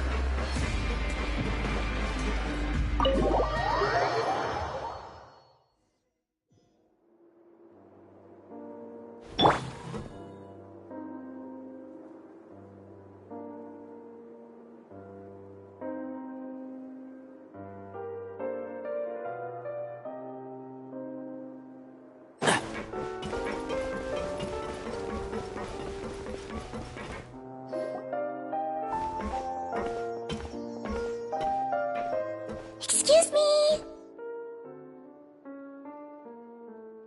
I take it Mr. Fremonet's condition has stabilized? Of course! I wouldn't have left the infirmary otherwise. I've been expecting those two, but might I inquire as to the purpose of your visit, Miss Siegewien? I wanted to check up on Miss Cloran. How are you feeling? Mostly fine, I think. If you don't mind, I'd like to perform another quick physical exam. It'll just take a few minutes. All right. Thank you for looking out for me. I'll take my leave for now, then. Well, want to explain yourself, Risley? Of course, but I'm not partial to the word choice of explain. How about enlighten?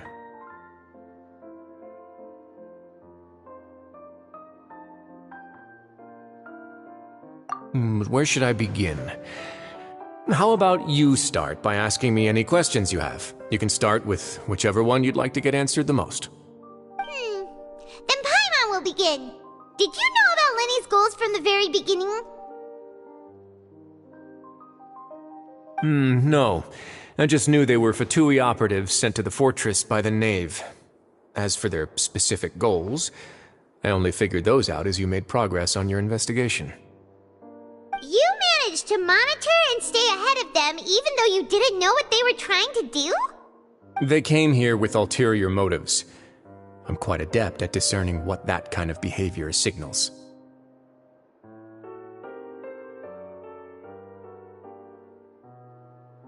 Initially, I thought their goal was just to investigate Child's disappearance. Linny suggested that I had deliberately let him escape, but in truth, I didn't really do anything special to help or hinder him while he was here.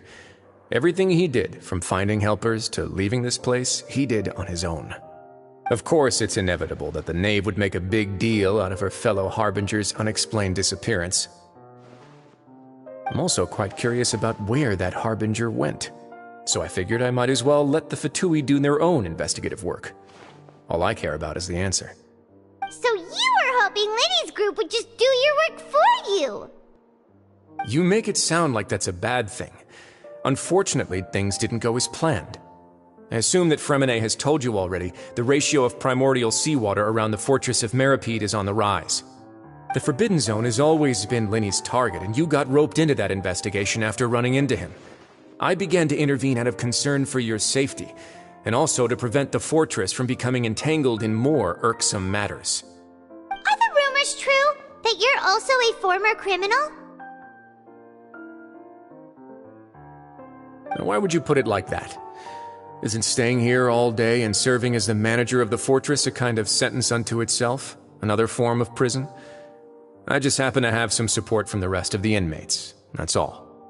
Oh, right. Paimon wanted to ask, who invited Clarant down here? Me, of course. I paid her good mora to come down to the fortress for some field work. As a champion duelist, Miss Cloran could be considered to be an independent party. I needed to find an exceptionally capable person to help me get through the impending crisis. And saving Fremine was part of that crisis? You can think of it like that, yes. Credit where credit is due, that boy is quite adept at diving. Had conditions not been as hostile as they were, he probably would have found the missing Harbinger already.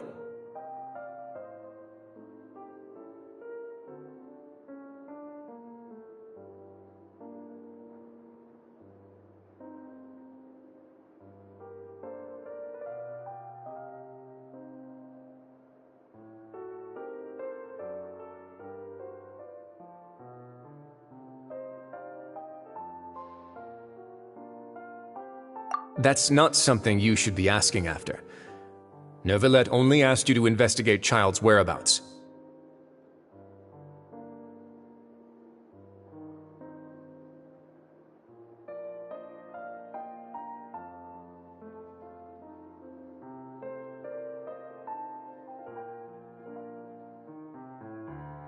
All I need to prove to you is that the Forbidden Zone had nothing to do with the Harbinger's disappearance. That should be clear now that you've spoken to Fremine. But we've already uncovered that there's something wrong with the infirmary, and we've answered a bunch of questions that you threw at us. Isn't it about time that you answer our last question in return? You make a compelling case.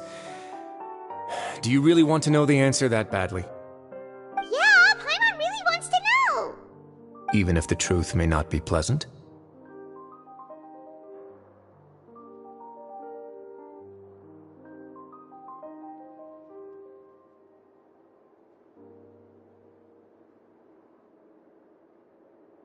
Follow me.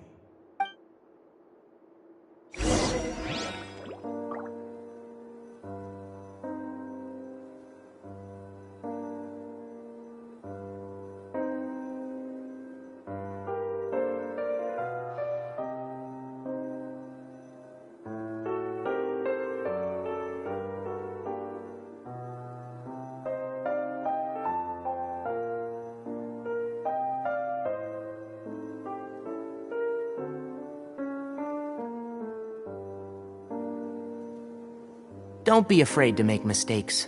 It's all part of the learning process.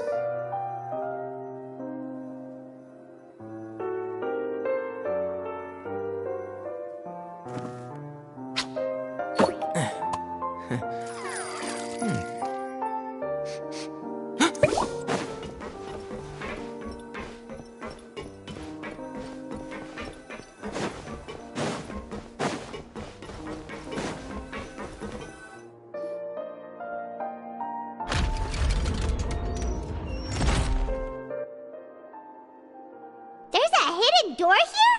And a whole basement behind it? Huh. You're pretty good at hiding stuff, Risley. It seems you've forgotten just what kind of place the Fortress of Meripede is.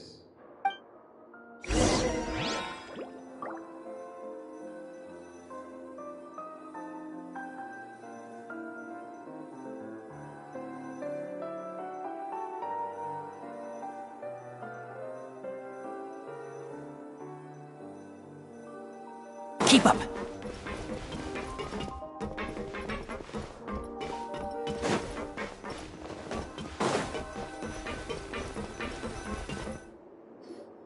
Stand on the central plate. Wait, is there a secret mechanism or... Whoa!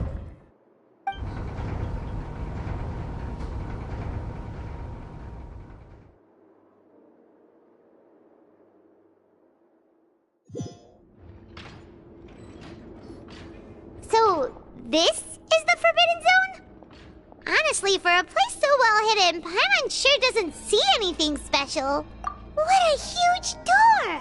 There are 3 such isolation gates in total. Generally speaking, I'm the only one who's allowed to go inside. Hence the name Forbidden Zone. Am I correct to assume you're going to run on back and tell your little Fatui friends everything? Well, Paimon wasn't thinking of keeping anything from them. Well, I'd advise you wait until you've seen the whole truth of this place for yourself before deciding whether or not to tell them.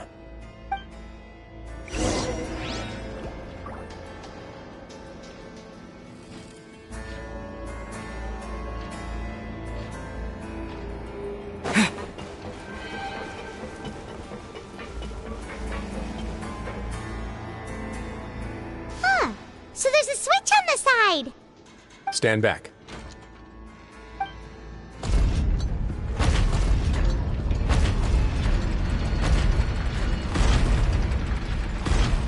Whoa! They all just went up one by one! Go on, have a look.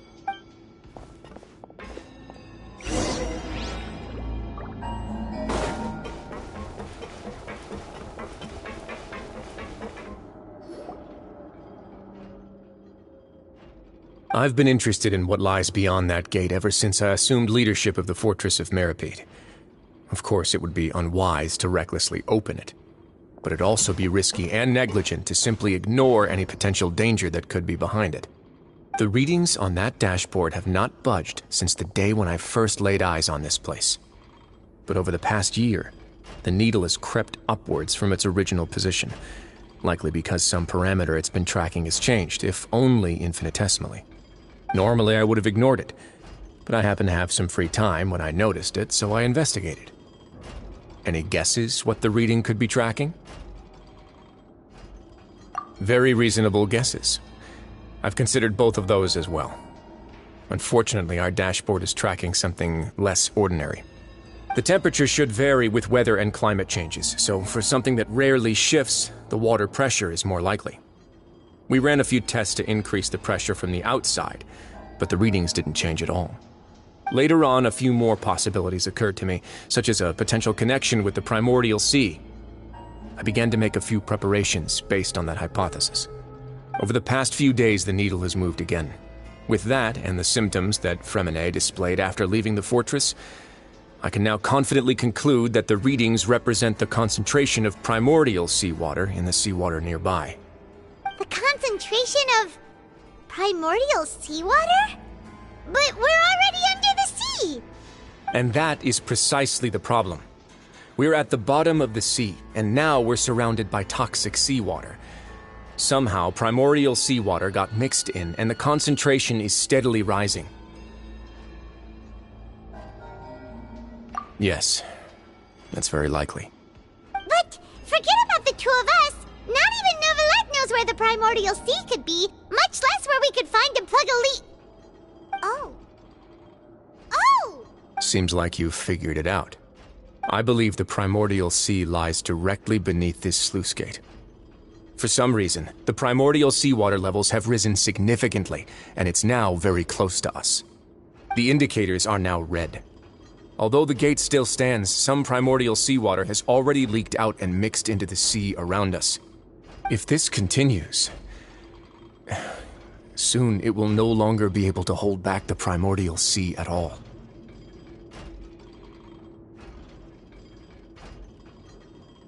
Yeah, you know what the legends say. If this place falls, then everyone in Fontaine will be turned into puddles in the span of a night. But that's just too weird! Why would the Fortress of Meripede be built right above a sluice gate for the primordial sea? Who built this place anyway? Your expression tells me you think this might be part of a vast, complicated conspiracy. To be honest, you might find the actual answer may be exceedingly boring. It's just that the secret of the Forbidden Zone had been long forgotten by the nation before I rediscovered it with my research. There's no single founder of the Fortress of Meripede in any traditional sense. What we know about its history has been left to us by the people who used to live here. When the previous Hydro Archon Egeria ruled the land, All convicted criminals from Fontaine were exiled. The people drove the criminals away like a wolf pack chasing away the banished. The criminals received no sympathy of any kind from the people. They were exiled to the desolate seaside, where they experienced only pain, struggle, and the bone-chilling cold. Some of them began to repent and prayed to the Hydro Archon, asking if there was still anything they could do. The Hydro Archon took pity on them and said, "You may go guard my secret, deep underneath the waves." And so, leaning on the power of the Hydro Archon, they gathered underneath the sea and began to build a fortress. They became a community down there in the deeps, and over the years helped it to grow. As the number of exiles increased, more and more people joined the community. When the first group of exiles died, they left the yet unfinished fortress to their successors. The Hydro Archon continued to lend her support, allowing the fortress and what it stood for to continue growing ever larger. Before long, this dark underwater fortress became the sinner's only home. And with that, the people here stopped referring to the fortress as a prison. They saw themselves as repenting sinners who would regain their freedom once they had sufficiently redeemed themselves. But as time went on, people also realized that the fortress was a lonely place. Once they had gotten used to life here, they could no longer feel comfortable living in the overworld. Once they had finished serving their sentences, some people left and some others chose to stay. They'd find some idle position and let their withered souls fade away with the ancient secrets of the past. After many, many centuries, few people still remember the reason for the fortress's founding. Now they just see it as an integral pillar of Fontainian society, as the place where criminals deserve to be sent. Now and again, researchers manage to break one law or another and live out their days in the fortress. I learned all this from an elderly historian. Everyone else just thought he'd made it all up. But now you know every part of that history is true. Indeed. It's just as the prophecy says. If this gate fails, then everyone will be dissolved into the sea. To be frank, not really.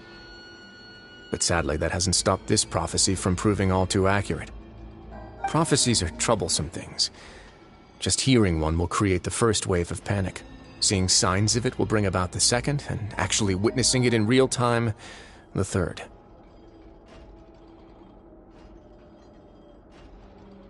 Let's go somewhere else. I want to show you something.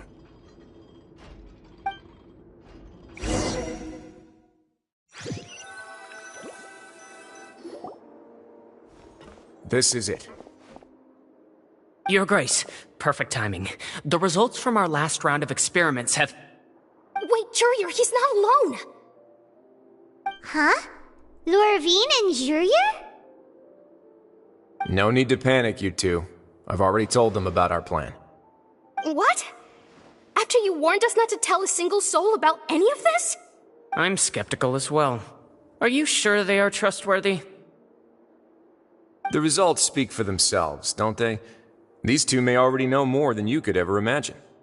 All right then, if Your Grace insists. They seem harmless enough, so I'll trust them for now. Well, how about some reintroductions? This is Jurier, one of the highest-ranked researchers from the Fontaine Research Institute. He used to work under Edwin. I trust that you've heard of Edwin? Good. Saves me a bit of time explaining. Edwin's main areas of research were archaeum and gravimeters. As his assistant, Jurier is quite familiar with them as well. I hired him to be my technical consultant. You want to blow up the fortress of Meripede? Ah, what a lovely idea. I'm already imagining it in my head. Gotta admit, I'm tempted as well. Guys, focus! Focus! That taskmaster over there is Miss Lorvine, and is also one of my technical consultants. While Jurier used to be Edwin's assistant, she used to be Jurier's assistant. Ooh, are they together? See, everyone keeps asking this question. Are you too sure you're not a couple and just using your work as a convenient cover? Your Grace, I am not in a relationship with this man. If I dated her, I'd officially be madder than Edwin. Jeez, forget I said anything then. Follow me. Whoa! There's another door that goes right up!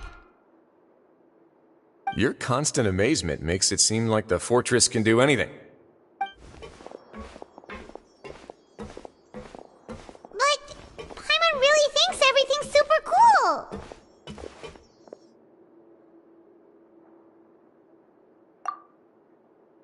Well, let's spice it up a bit. And here you go. What a huge ship? This is also a production zone that Paimon's never seen before. What's going on? How much do you know about Fontanian history? Not much at all. Well, then maybe you haven't heard the story of ancient Lemuria. To give you a quick rundown, Fontaine used to be ruled by the Lemurian dynasty. According to legend, the Lemurian king Remus came to this land after being inspired by divine revelation and found the seer Sibila, who had taken on the form of a golden bee. Taking the golden bee with him and riding on a huge ship, the Fortuna, he created his nation above the surging waves. He called his nation Lemuria, and used the Fortuna to incessantly search for new tribes and islands, calling on them to join his empire. There's a ship in this story too? Where there's water, there'll be ships. People believe that hope can always be found at the end of a voyage. Do you believe that too? To a point, I think. As you've already seen, I have a whole factory's worth of labor, materials, and technology at my disposal. Certainly can't hurt to give it a try. So the moment I began to speculate that the Primordial Sea might lie underneath the gate, I also began this project. Were you inspired by the legendary Fortuna? Maybe. Fontanians need something to hold on to cope with the impending disaster.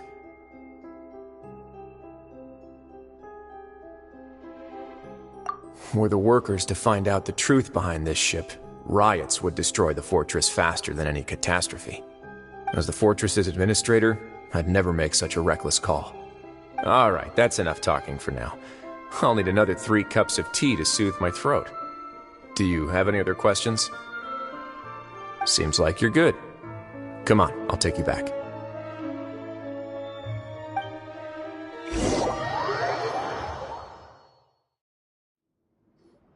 I'll leave you here for now. Thank you so much. No worries. But don't forget, it's up to you whether or not you want to share what you just saw. What you do from here on out will likely affect those 3 as well.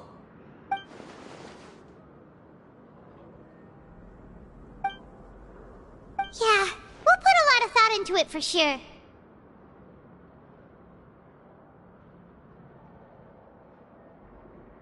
Great. I look forward to what happens next.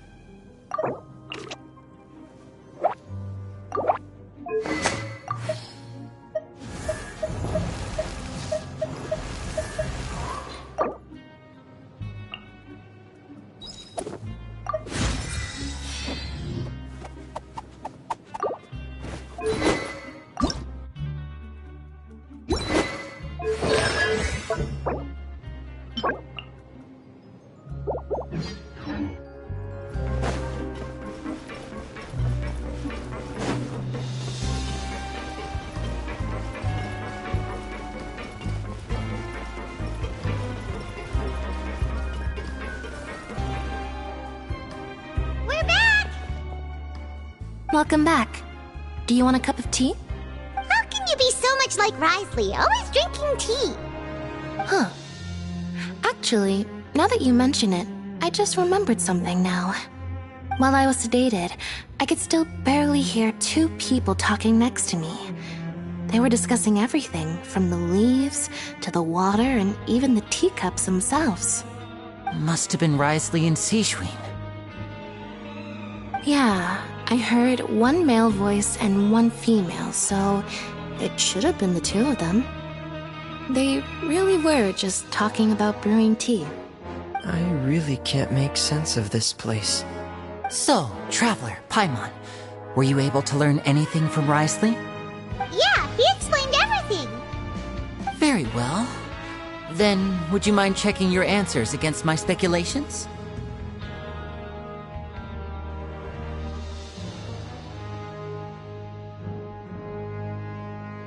Yeah, I took the time to rest, so I'm feeling a lot more relaxed now. Nobody else is around, and Miss Sejuin is also busy with something or other, so let's just talk here. All right, then I'll posit my theories. I asked myself 3 questions. Firstly, why was Fremine affected by the primordial seawater? It was because he dove into the sea. My theory is, the long-lost primordial sea is probably very close to the fortress of Meropide. Ooh, he's good. He got that right on the first try. That's our Linny. Secondly, Risley's attitude changed dramatically during the course of our stay here. He ignored us completely at first, then suddenly roadblocked us. Why? I spent quite a long time thinking about this. If he has been monitoring the Fatui since the very beginning, he probably ignored us at first because he was hoping we could find Master Child for him. What's more, the Fortress of Meropide is not part of Fontaine's court system, nor does it report to Udex Nervulet. Risley is basically the king of a no-man's land. As long as the fortress doesn't do anything about Master Child's disappearance, Father can use it to pressure the Fontaine authorities.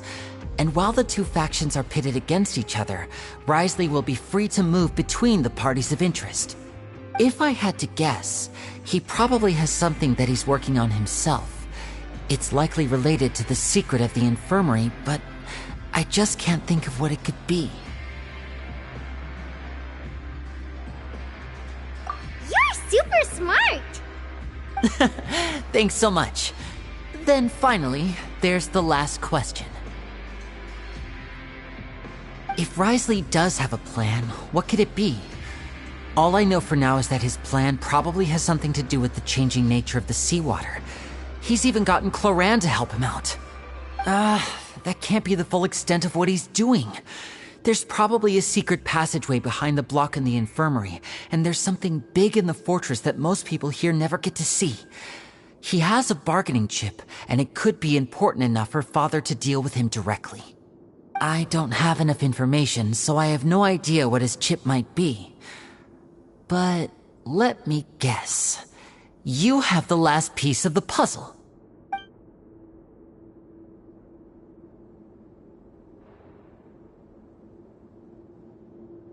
I can't believe it. The sea will engulf everyone. Just like the prophecy said. Could Risley have wanted to meet Father to figure out a way to deal with this crisis? If you remember, I once mentioned that Father sees the House of the Hearth as her base of operations, and she truly wants to resolve the crisis. But how could Risley have known that? Or perhaps he didn't know, and just wanted to bring Father over to his side? Which could be why he said he just wanted to negotiate. Yeah, that makes sense to me. I understand your concerns as well, Traveler. I'll figure out a way to pass this on to our father. No matter what, we're on your side. The 2 of you have already aided us far too much. We probably wouldn't be standing here right now if not for you.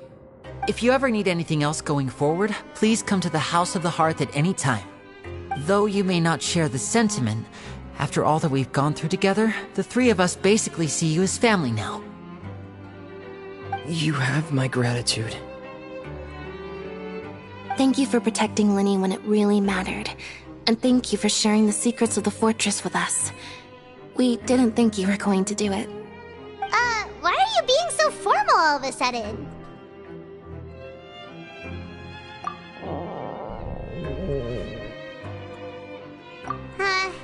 Paimon's hungry. Oh, you've done so much already. Go get some food. Alright, then we'll catch you guys another time.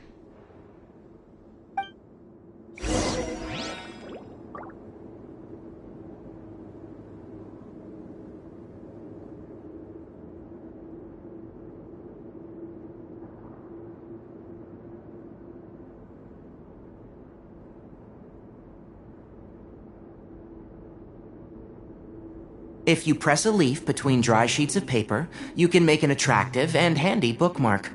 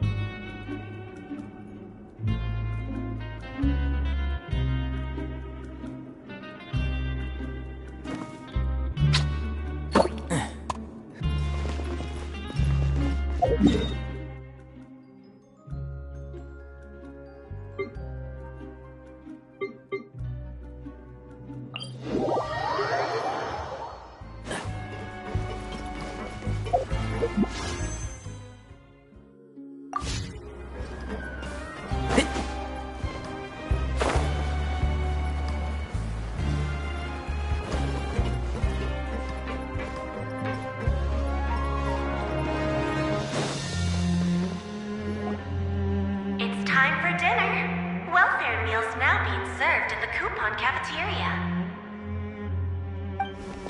Come on, let's go pick up ours as well. Traveler and Paimon, over here. Are you here for dinner too, Miss Sijwing? And I'm taking the opportunity to prepare Miss Cloran's dinner as well. Huh. You're right. She's actually sitting in the fortress cafeteria. What would you like to eat?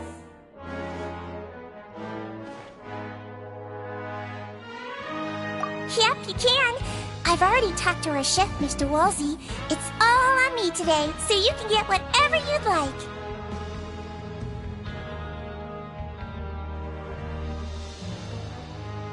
Me too! Don't forget Paimon! No problem. Just leave it to me.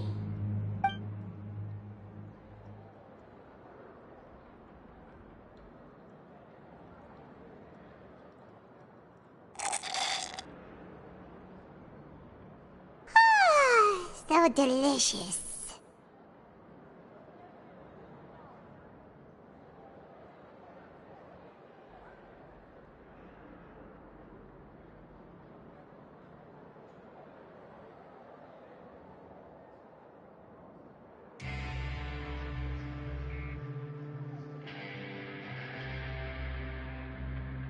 Paimon's so happy. Paimon wants to feast like this every day. Feeling full yet? How's the food? Delicious!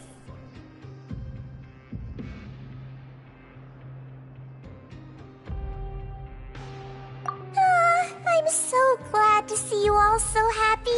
Oh, see, the expression on your face just now? The muscle here just moved, which suggests that you're feeling quite relaxed at the moment. Sijween, do you do this to help your patients or to better understand human beings? A bit of both, I suppose. I'm a Melazine, which means I'm very different from human beings. I must know what you're thinking if I want to take good care of you.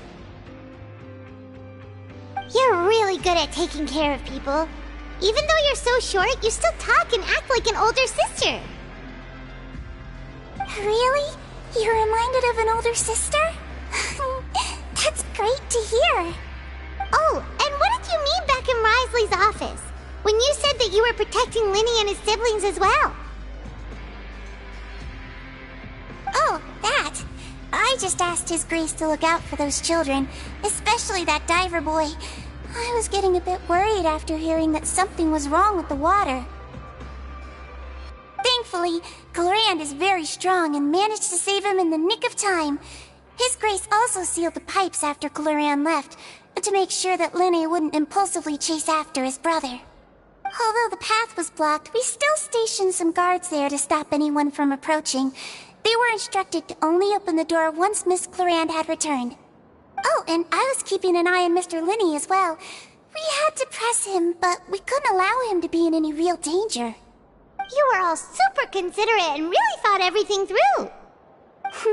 It's just what we do down here at the fortress. At least this has been His Grace's style for as long as he's been the leader. Oh, I really wish Monsieur Nervula would come down here more often too. I feel like he'd like it here, with all the darkness and chaos.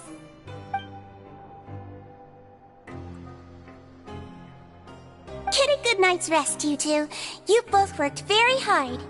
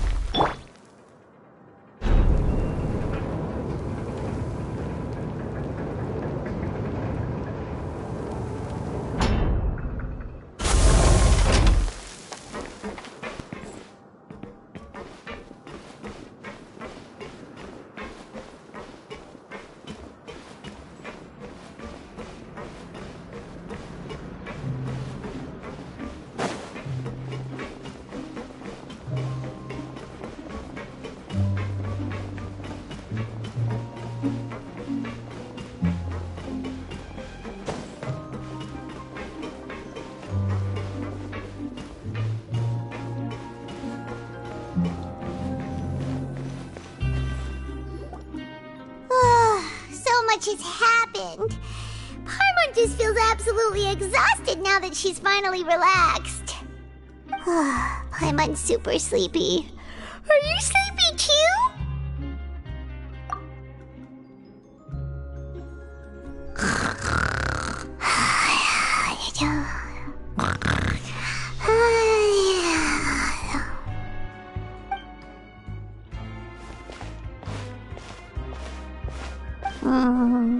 Delicious.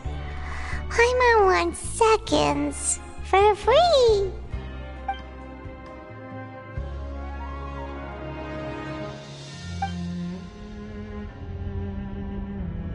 Out of my way! Get out of my way! What happened? Why is everyone running? No idea, but something must have happened. Stop asking! Who's yelling? Paimon still wants to sleep.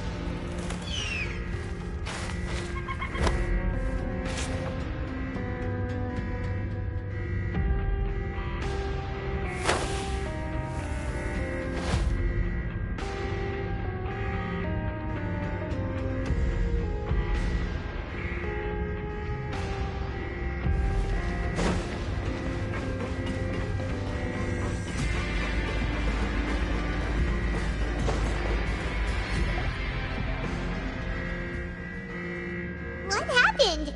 Why is everyone running around? Hey, what are you doing? No time to explain, mate. Goodbye. Hey, wait! What's wrong with these people? They won't even talk to us. They're here! There you are! Oh, thank goodness! Quisto and Lavaroon, do you know what happened here? We came here especially to inform you. Something seems to have gone terribly wrong just now. His Grace is telling everyone to evacuate and get out of here. Lavaroon was saying you two are new here and you don't have many friends, so you might slip through the cracks. Haven't you heard all the stories like that? An evacuation is successfully completed, yet you only find out once you do a head count that 1 or 2 people are missing. Wait, weren't you the one who brought that up? Why is it suddenly my idea? Hey, shut up! Okay, whatever. The point is, you should come with us.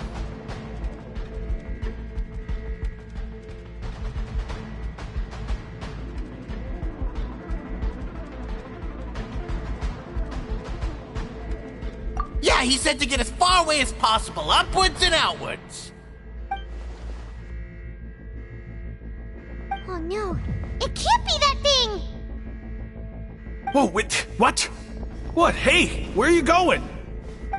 We have to go find the Duke! You two just go and get out! Go on without us! Hey! Be careful! Attention! Please evacuate upwards and outwards, upwards and outwards. If you're already at the topmost layer, then try to move as far outwards as possible.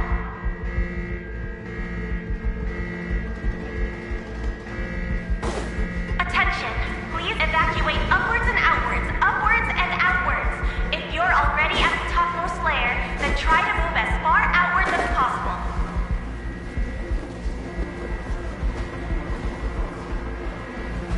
Attention! Please evacuate upwards and outwards, upwards and outwards. If you're already at the topmost layer, then try to move as far outwards as possible.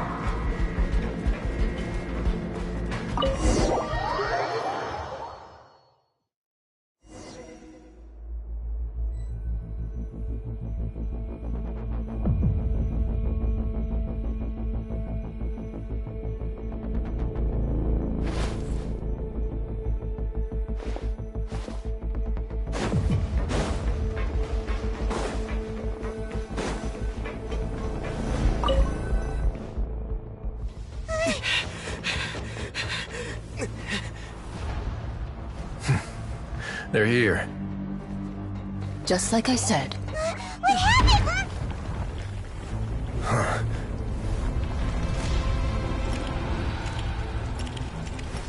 You're just in time. But be ready to run.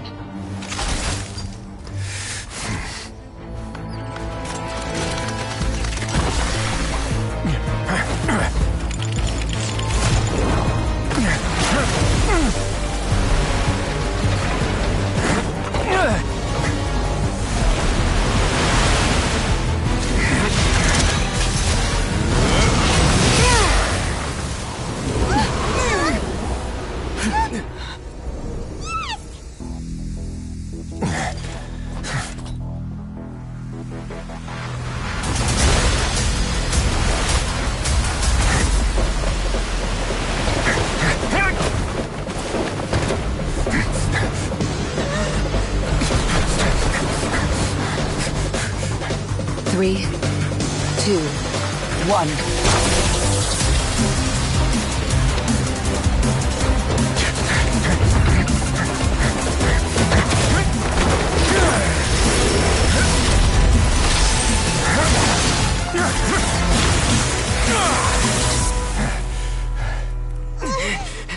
This won't hold it for long. Find Neuvillette. Tell him the defenses are about to collapse. Then what will happen to you? Until he arrives, we're the last line of defense.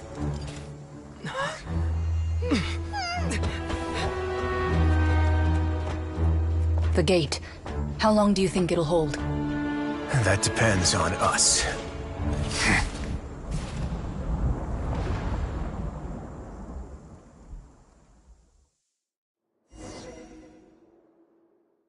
Neuvillette,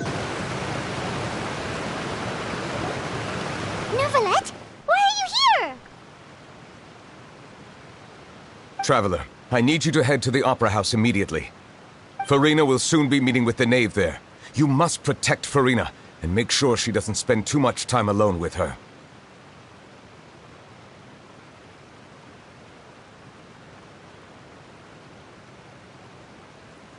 Will do. You have my sincerest gratitude.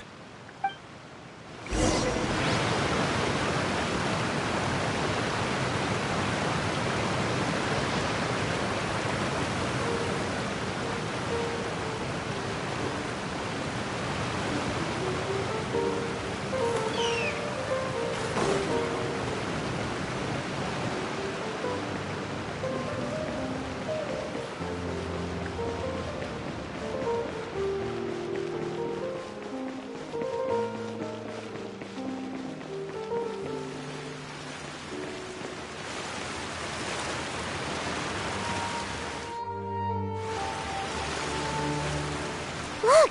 There are a ton of Fatilian Palais Mermonia people over there! The Knave is probably here already. We need to hurry!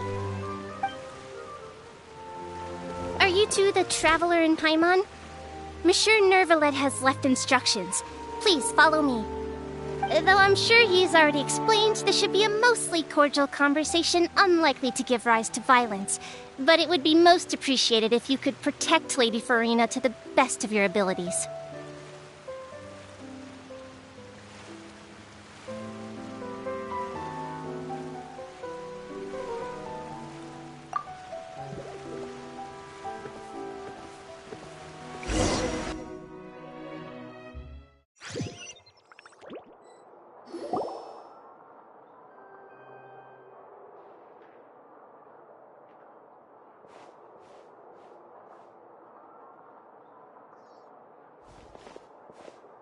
Oh, so you two are the honored guests Miss Farina mentioned. Of course, of course! How could they not attend a meeting such as this? I must always have 2 or more guests at my dessert table. Otherwise, the occasion would be too lonely and unbecoming of my station. It is my pleasure to make your acquaintance, Traveler. I have heard much of your accomplishments. I am the Knave, one of the 11 Fatui Harbingers.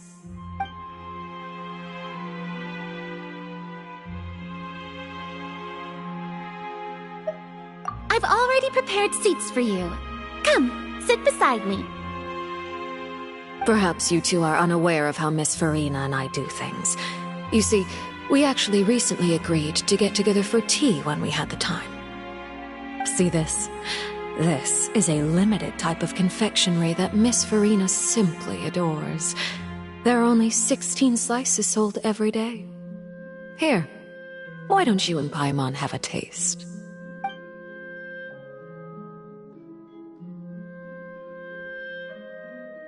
Traveler, what do you think of this cake?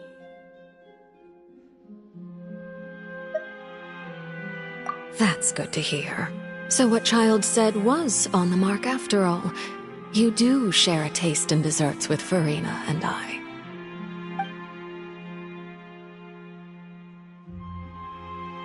I wonder how he's doing nowadays. You must have heard, right? He's suddenly gone missing. I'm really worried about his safety, you know. Here's to hoping that he's an excellent swimmer. Since we're talking about him, I feel like I should add something. His martial prowess really looked certainly pretty impressive, yeah.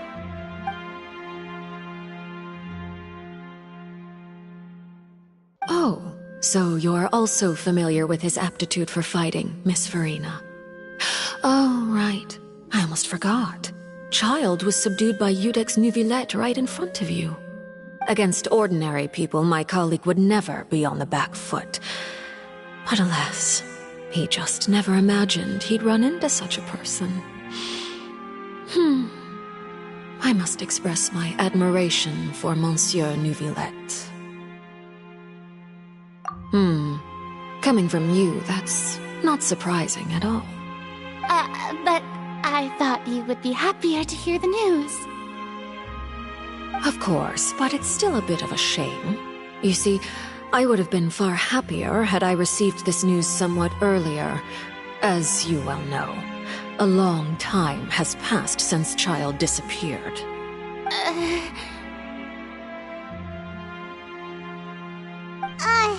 Well, in any case, there's no need to worry. We know for sure that Child is still alive. Oh, and just how do you know that? Because we found evidence that proved he left the Fortress of Mirapede. And where did he go after leaving the fortress? Well...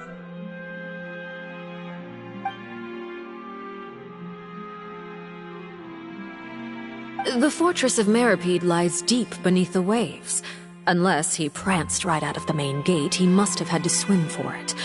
Do you have any proof that he surfaced safely?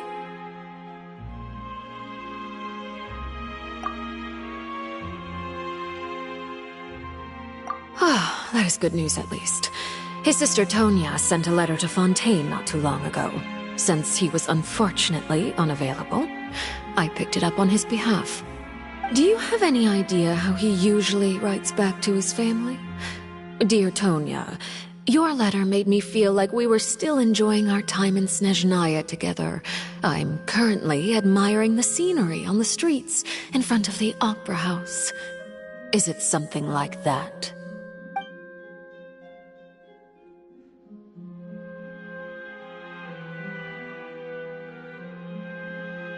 All letters tend to follow the same few formats anyway, right? As long as the contents are accurate, it doesn't matter so much how it's written or how it's worded.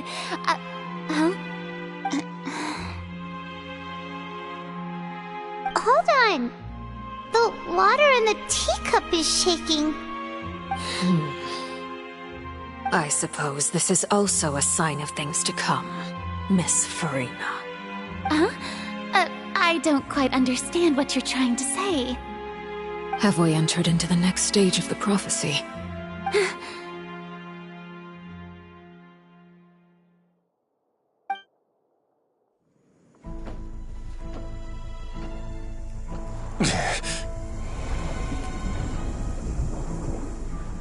My thanks to you both. I will take it from here.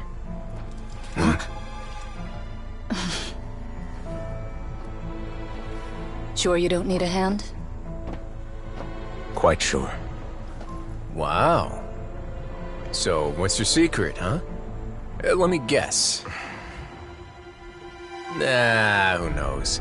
Maybe it's just your sense of responsibility. Sounds about right.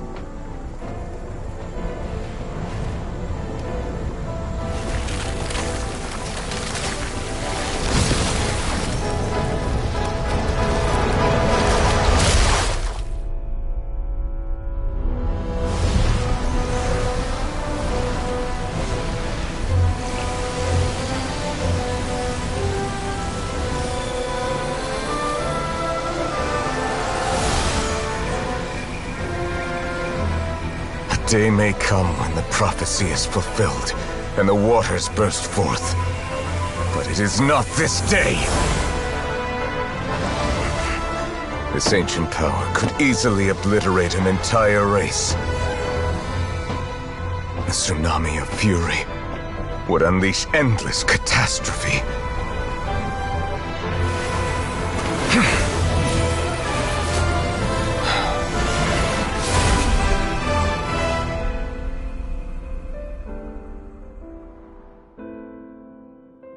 This sentence is too severe. Forgive me for overruling it.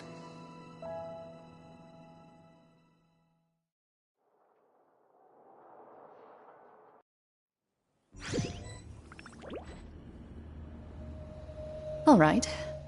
Seems like the problem inside has been suppressed. Let me guess, we're safe for now. Indeed. But only for now. I win this bet. You owe me a present. Very well. It was indeed just as you said. You made a bet? We made a bet on the size of your entourage. Cloran thought you wouldn't come down by yourself. I figured you would have at least brought a few people along for appearance's sake. It appears I underestimated just how confidential the mission was. Shouldn't you have gotten used to confidential missions by now? That's just how the courts operate. So what gift must the loser give? Tea? He already has tons of tea in his office. I'm thinking about a set of legal codices. That wouldn't happen to be a dig at my lack of legal awareness, would it? Well, I'm sure His Grace doesn't consider the fortress to be outside the law. I was under the impression the residents of a place like this would be uninterested in the legal codices. That was obviously a joke. Anyway, you've still got some unfinished business to attend to in the overworld, correct? No need to stay here if you have a pressing matter. We all know you can't leave Palais Mermonia for long. Thank you. I hope everything went smoothly with the Fatui Harbinger.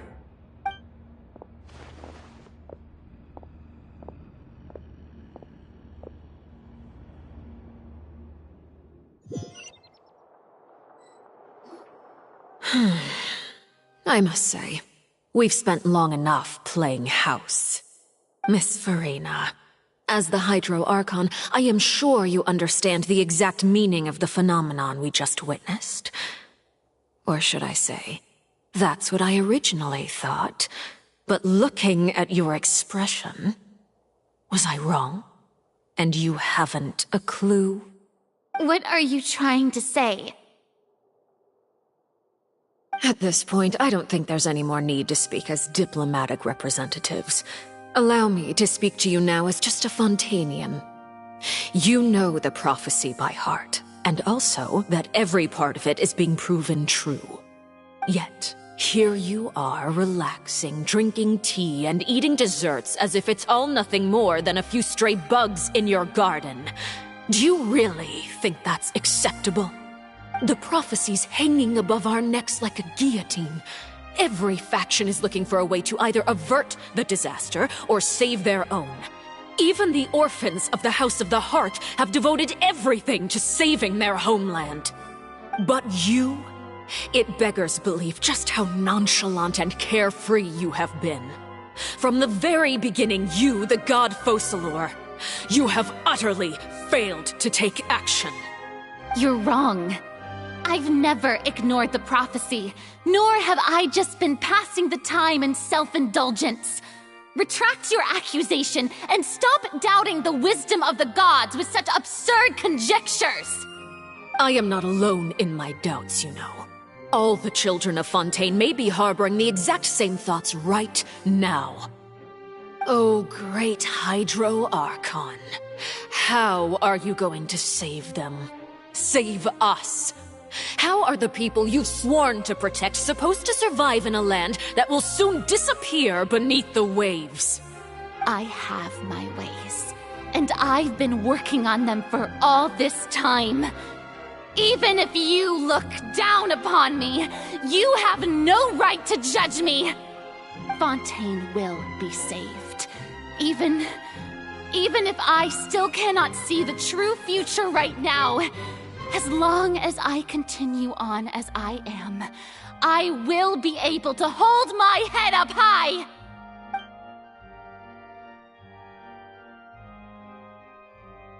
Then I ask you, Miss Farina, just what have you been working on?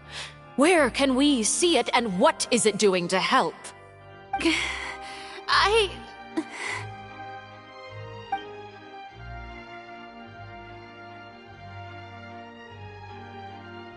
My machinations are just like the prophecy itself.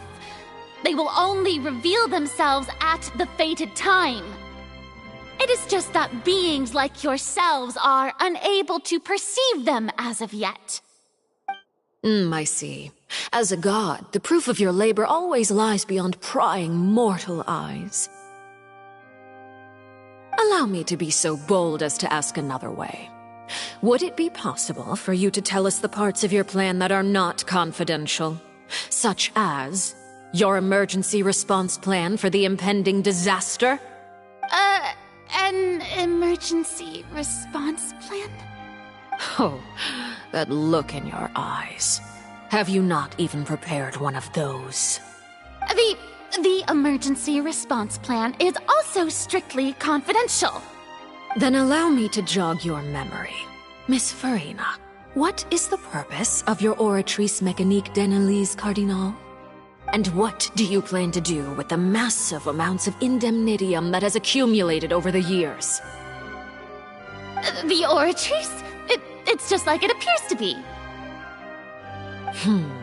So you also have no idea. If I'm not mistaken, someone's using it to prepare for something. But unfortunately, it would seem that someone is not you, Miss Farina. I first caught wind of this when Linny tried to investigate the Oratrice in the Opera House. You see, even just getting close to the core contaminated him with an extremely large amount of indemnitium. But even if that had nothing to do with you, then what could you possibly be working on, oh great Hydro Archon? Oh, right. I almost forgot. Udex Neuvillette is not at the tea party with us today. Miss Farina, I suppose you must have ordered him away to take care of some troublesome business. Yes, that's exactly right. Please keep it a secret for me. Of course I will. Although, I must say, Miss Farina, you seem quite insecure without the Udex by your side. Oh, very well. Let's stop that conversation here. There are still a few slices of cake left, so please, help yourselves, everyone.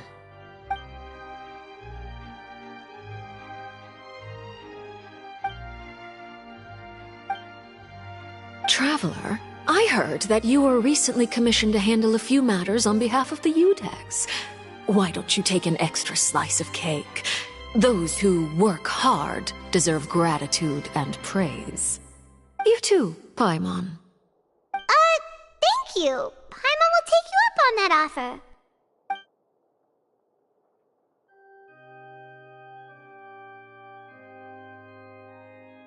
Oh, Paimon's super full. That cake was great. If it's on my tea table, it must be of the highest quality. Yes, and we must thank the knave for bringing these over as well.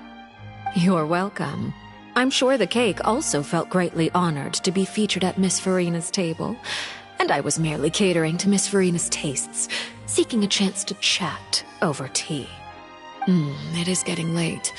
Why don't we call it a day? There are still a few matters that I need to take care of, so I must take my leave now. Very well. We'll end it here.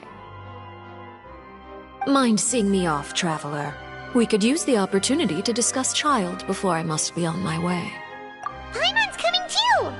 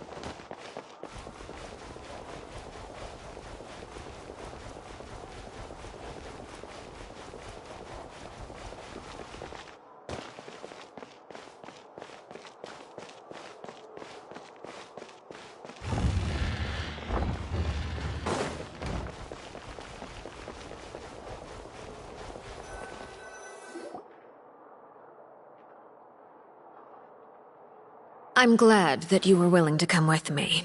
Of course, Child was just an excuse. I have no interest in your dealings with him. That's what Paimon thought. You lent your aid to the children of the House of the Hearth. As their father, I would like to express my gratitude. Do I look like an irresponsible father to you? The House of the Hearth is very important to me. You should know that I care deeply about my children. That was all. Formal topics should be discussed in formal settings, and informal topics in informal settings. I know you just returned from the fortress of Meripede. Relax. I have no intention of trying to get anything out of you. Linny, Lynette, and Fremine are still there, and I trust their judgment and abilities. They've all been working very hard and have always done all they can to fight back against anyone who tried to stop them, especially Linny. You mean Wriothesley. He's a tricky one to deal with. It's unfortunate that Linny's so eager to prove himself that he can't learn to rely on others, including me. By the way, and you can just consider this a bit of idle gossip, but what's your impression of Furina? You are outside of our disputes, and the freest person in all of Fontaine, able to move around most easily. Allow me to share my perspective with you. And that's everything that happened during the trial. Master Child was declared guilty and immediately transported to the Fortress of Meripede. Didn't he say he was coming here on vacation? Does he not feel an ounce of shame for all the trouble he has caused?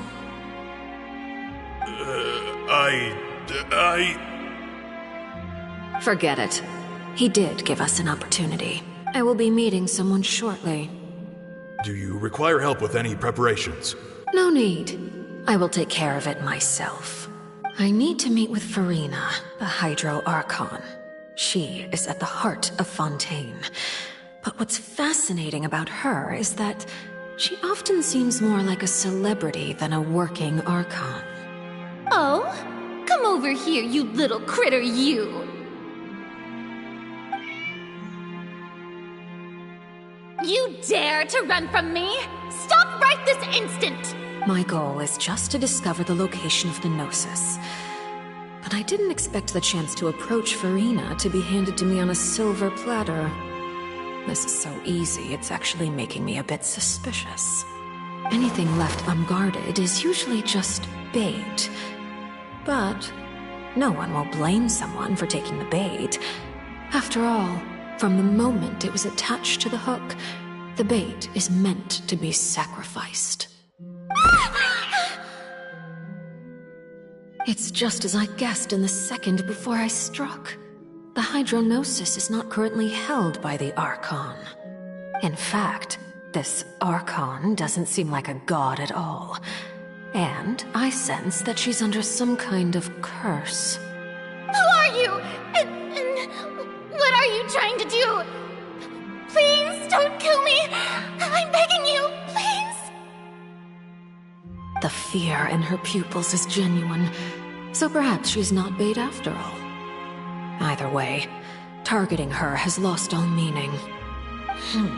I left the scene with ease. Nobody came looking for me, and nobody could serve as a witness to my near assassination of Focalor. I suspect even Furina dares not mention this incident to anyone. Not long after, my informants confirmed what I had guessed. After returning to her quarters, Furina quietly cried alone. She was so scared that she could not sleep that night, nor could she even bring herself to eat her cake. There's no doubt that there's something wrong with her.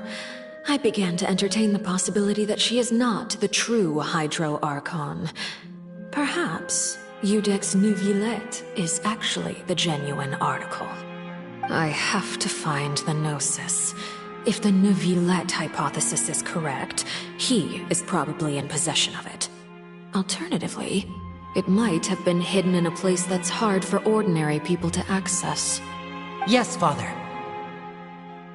My dear children, please speak. News from the Fortress of Meripede.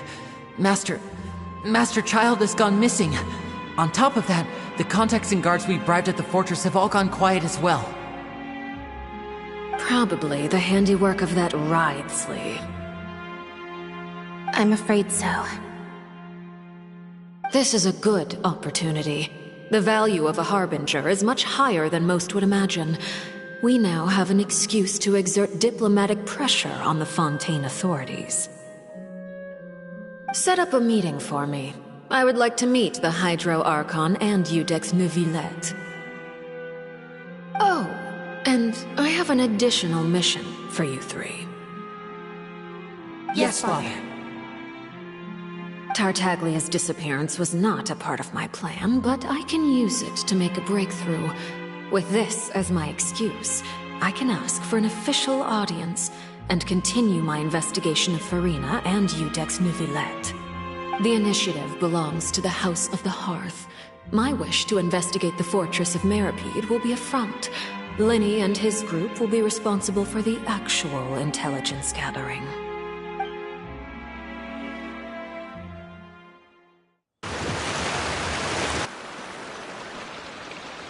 You should know the rest. Lenny's group is quite close to you, so they wouldn't have hidden anything from you. You attacked the Hydro Archon? It wouldn't mean anything, even if you shouted it from the rooftops. After all, even Farina herself is still pretending that nothing of that sort ever happened. Alright then. I've now had 2 chances to enjoy tea with Farina. I have to say, the leadership of Fontaine is even more inscrutable than I had imagined. I once surmised that Eudex Neuvillette must be the Hydro Archon, but now, that doesn't seem right to me either. I am a servant of Her Majesty the Tsaritsa. Over my years of service, I've learned how a real Archon conducts and carries themselves. Whether Eudex Neuvillette or Farina, neither fits the bill. It's hard to imagine either of them as the Archon. Of course, that is all just how I feel.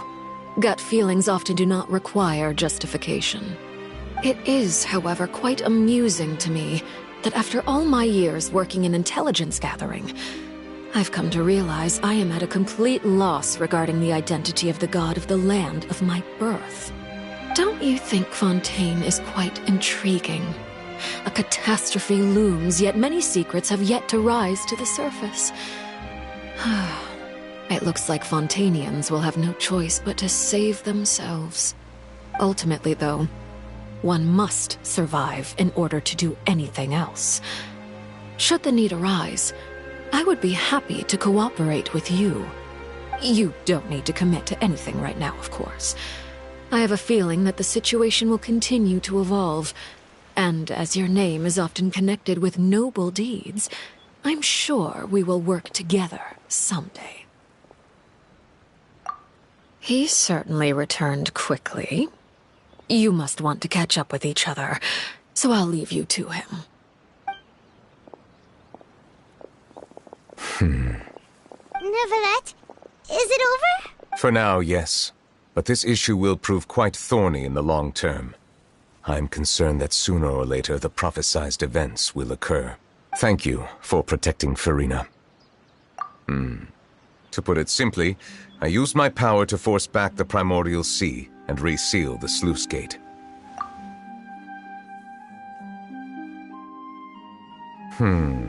So as expected, the knave has turned up the pressure on Farina.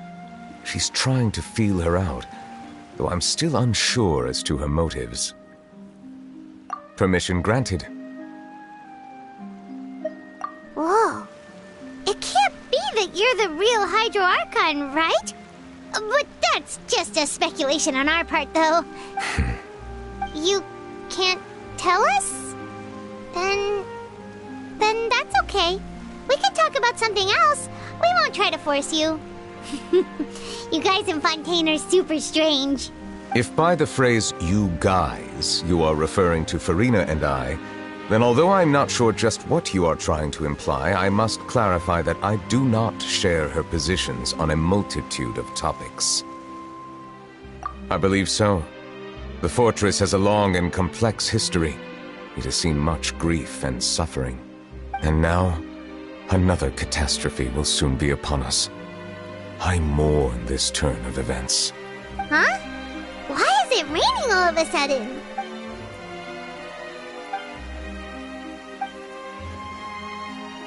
You may be closer to the truth than you think. Oh? And what are you thinking? The dragon of... Please do not be so surprised. For... Neverlet,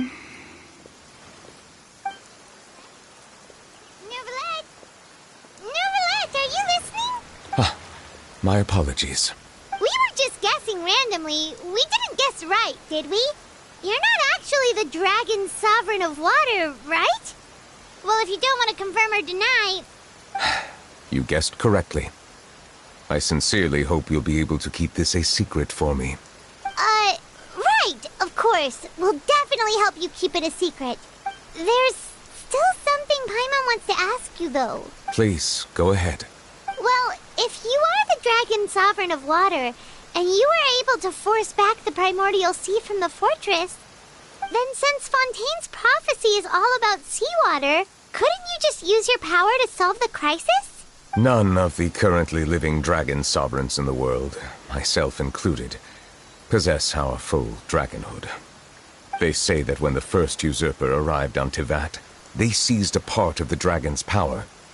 Today, that stolen power is the basis of the Archon's authorities. There are 7 elemental Archons and 7 matching dragon sovereigns. The dragon sovereign of water who lived through that era perished a long time ago. As their successor, I know far less of that part of our ancient history. In any case, I believe I will not be able to do much unless the Archon disappears and returns their elemental authority to me. Given the status quo, however, I would recommend finding another way to deal with the prophecy. Oh, so even you can't solve it. I still have some urgent matters to attend to at my office. If you have any more questions regarding ancient history, you are welcome to discuss them with me at a later time. Please go right ahead. There's a place that Paimon wants to go too. Traveler, why don't we pay another visit to the Fortress of Meripede? Paimon is a little worried.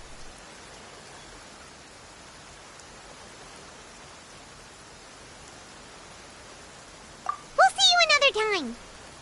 Take care.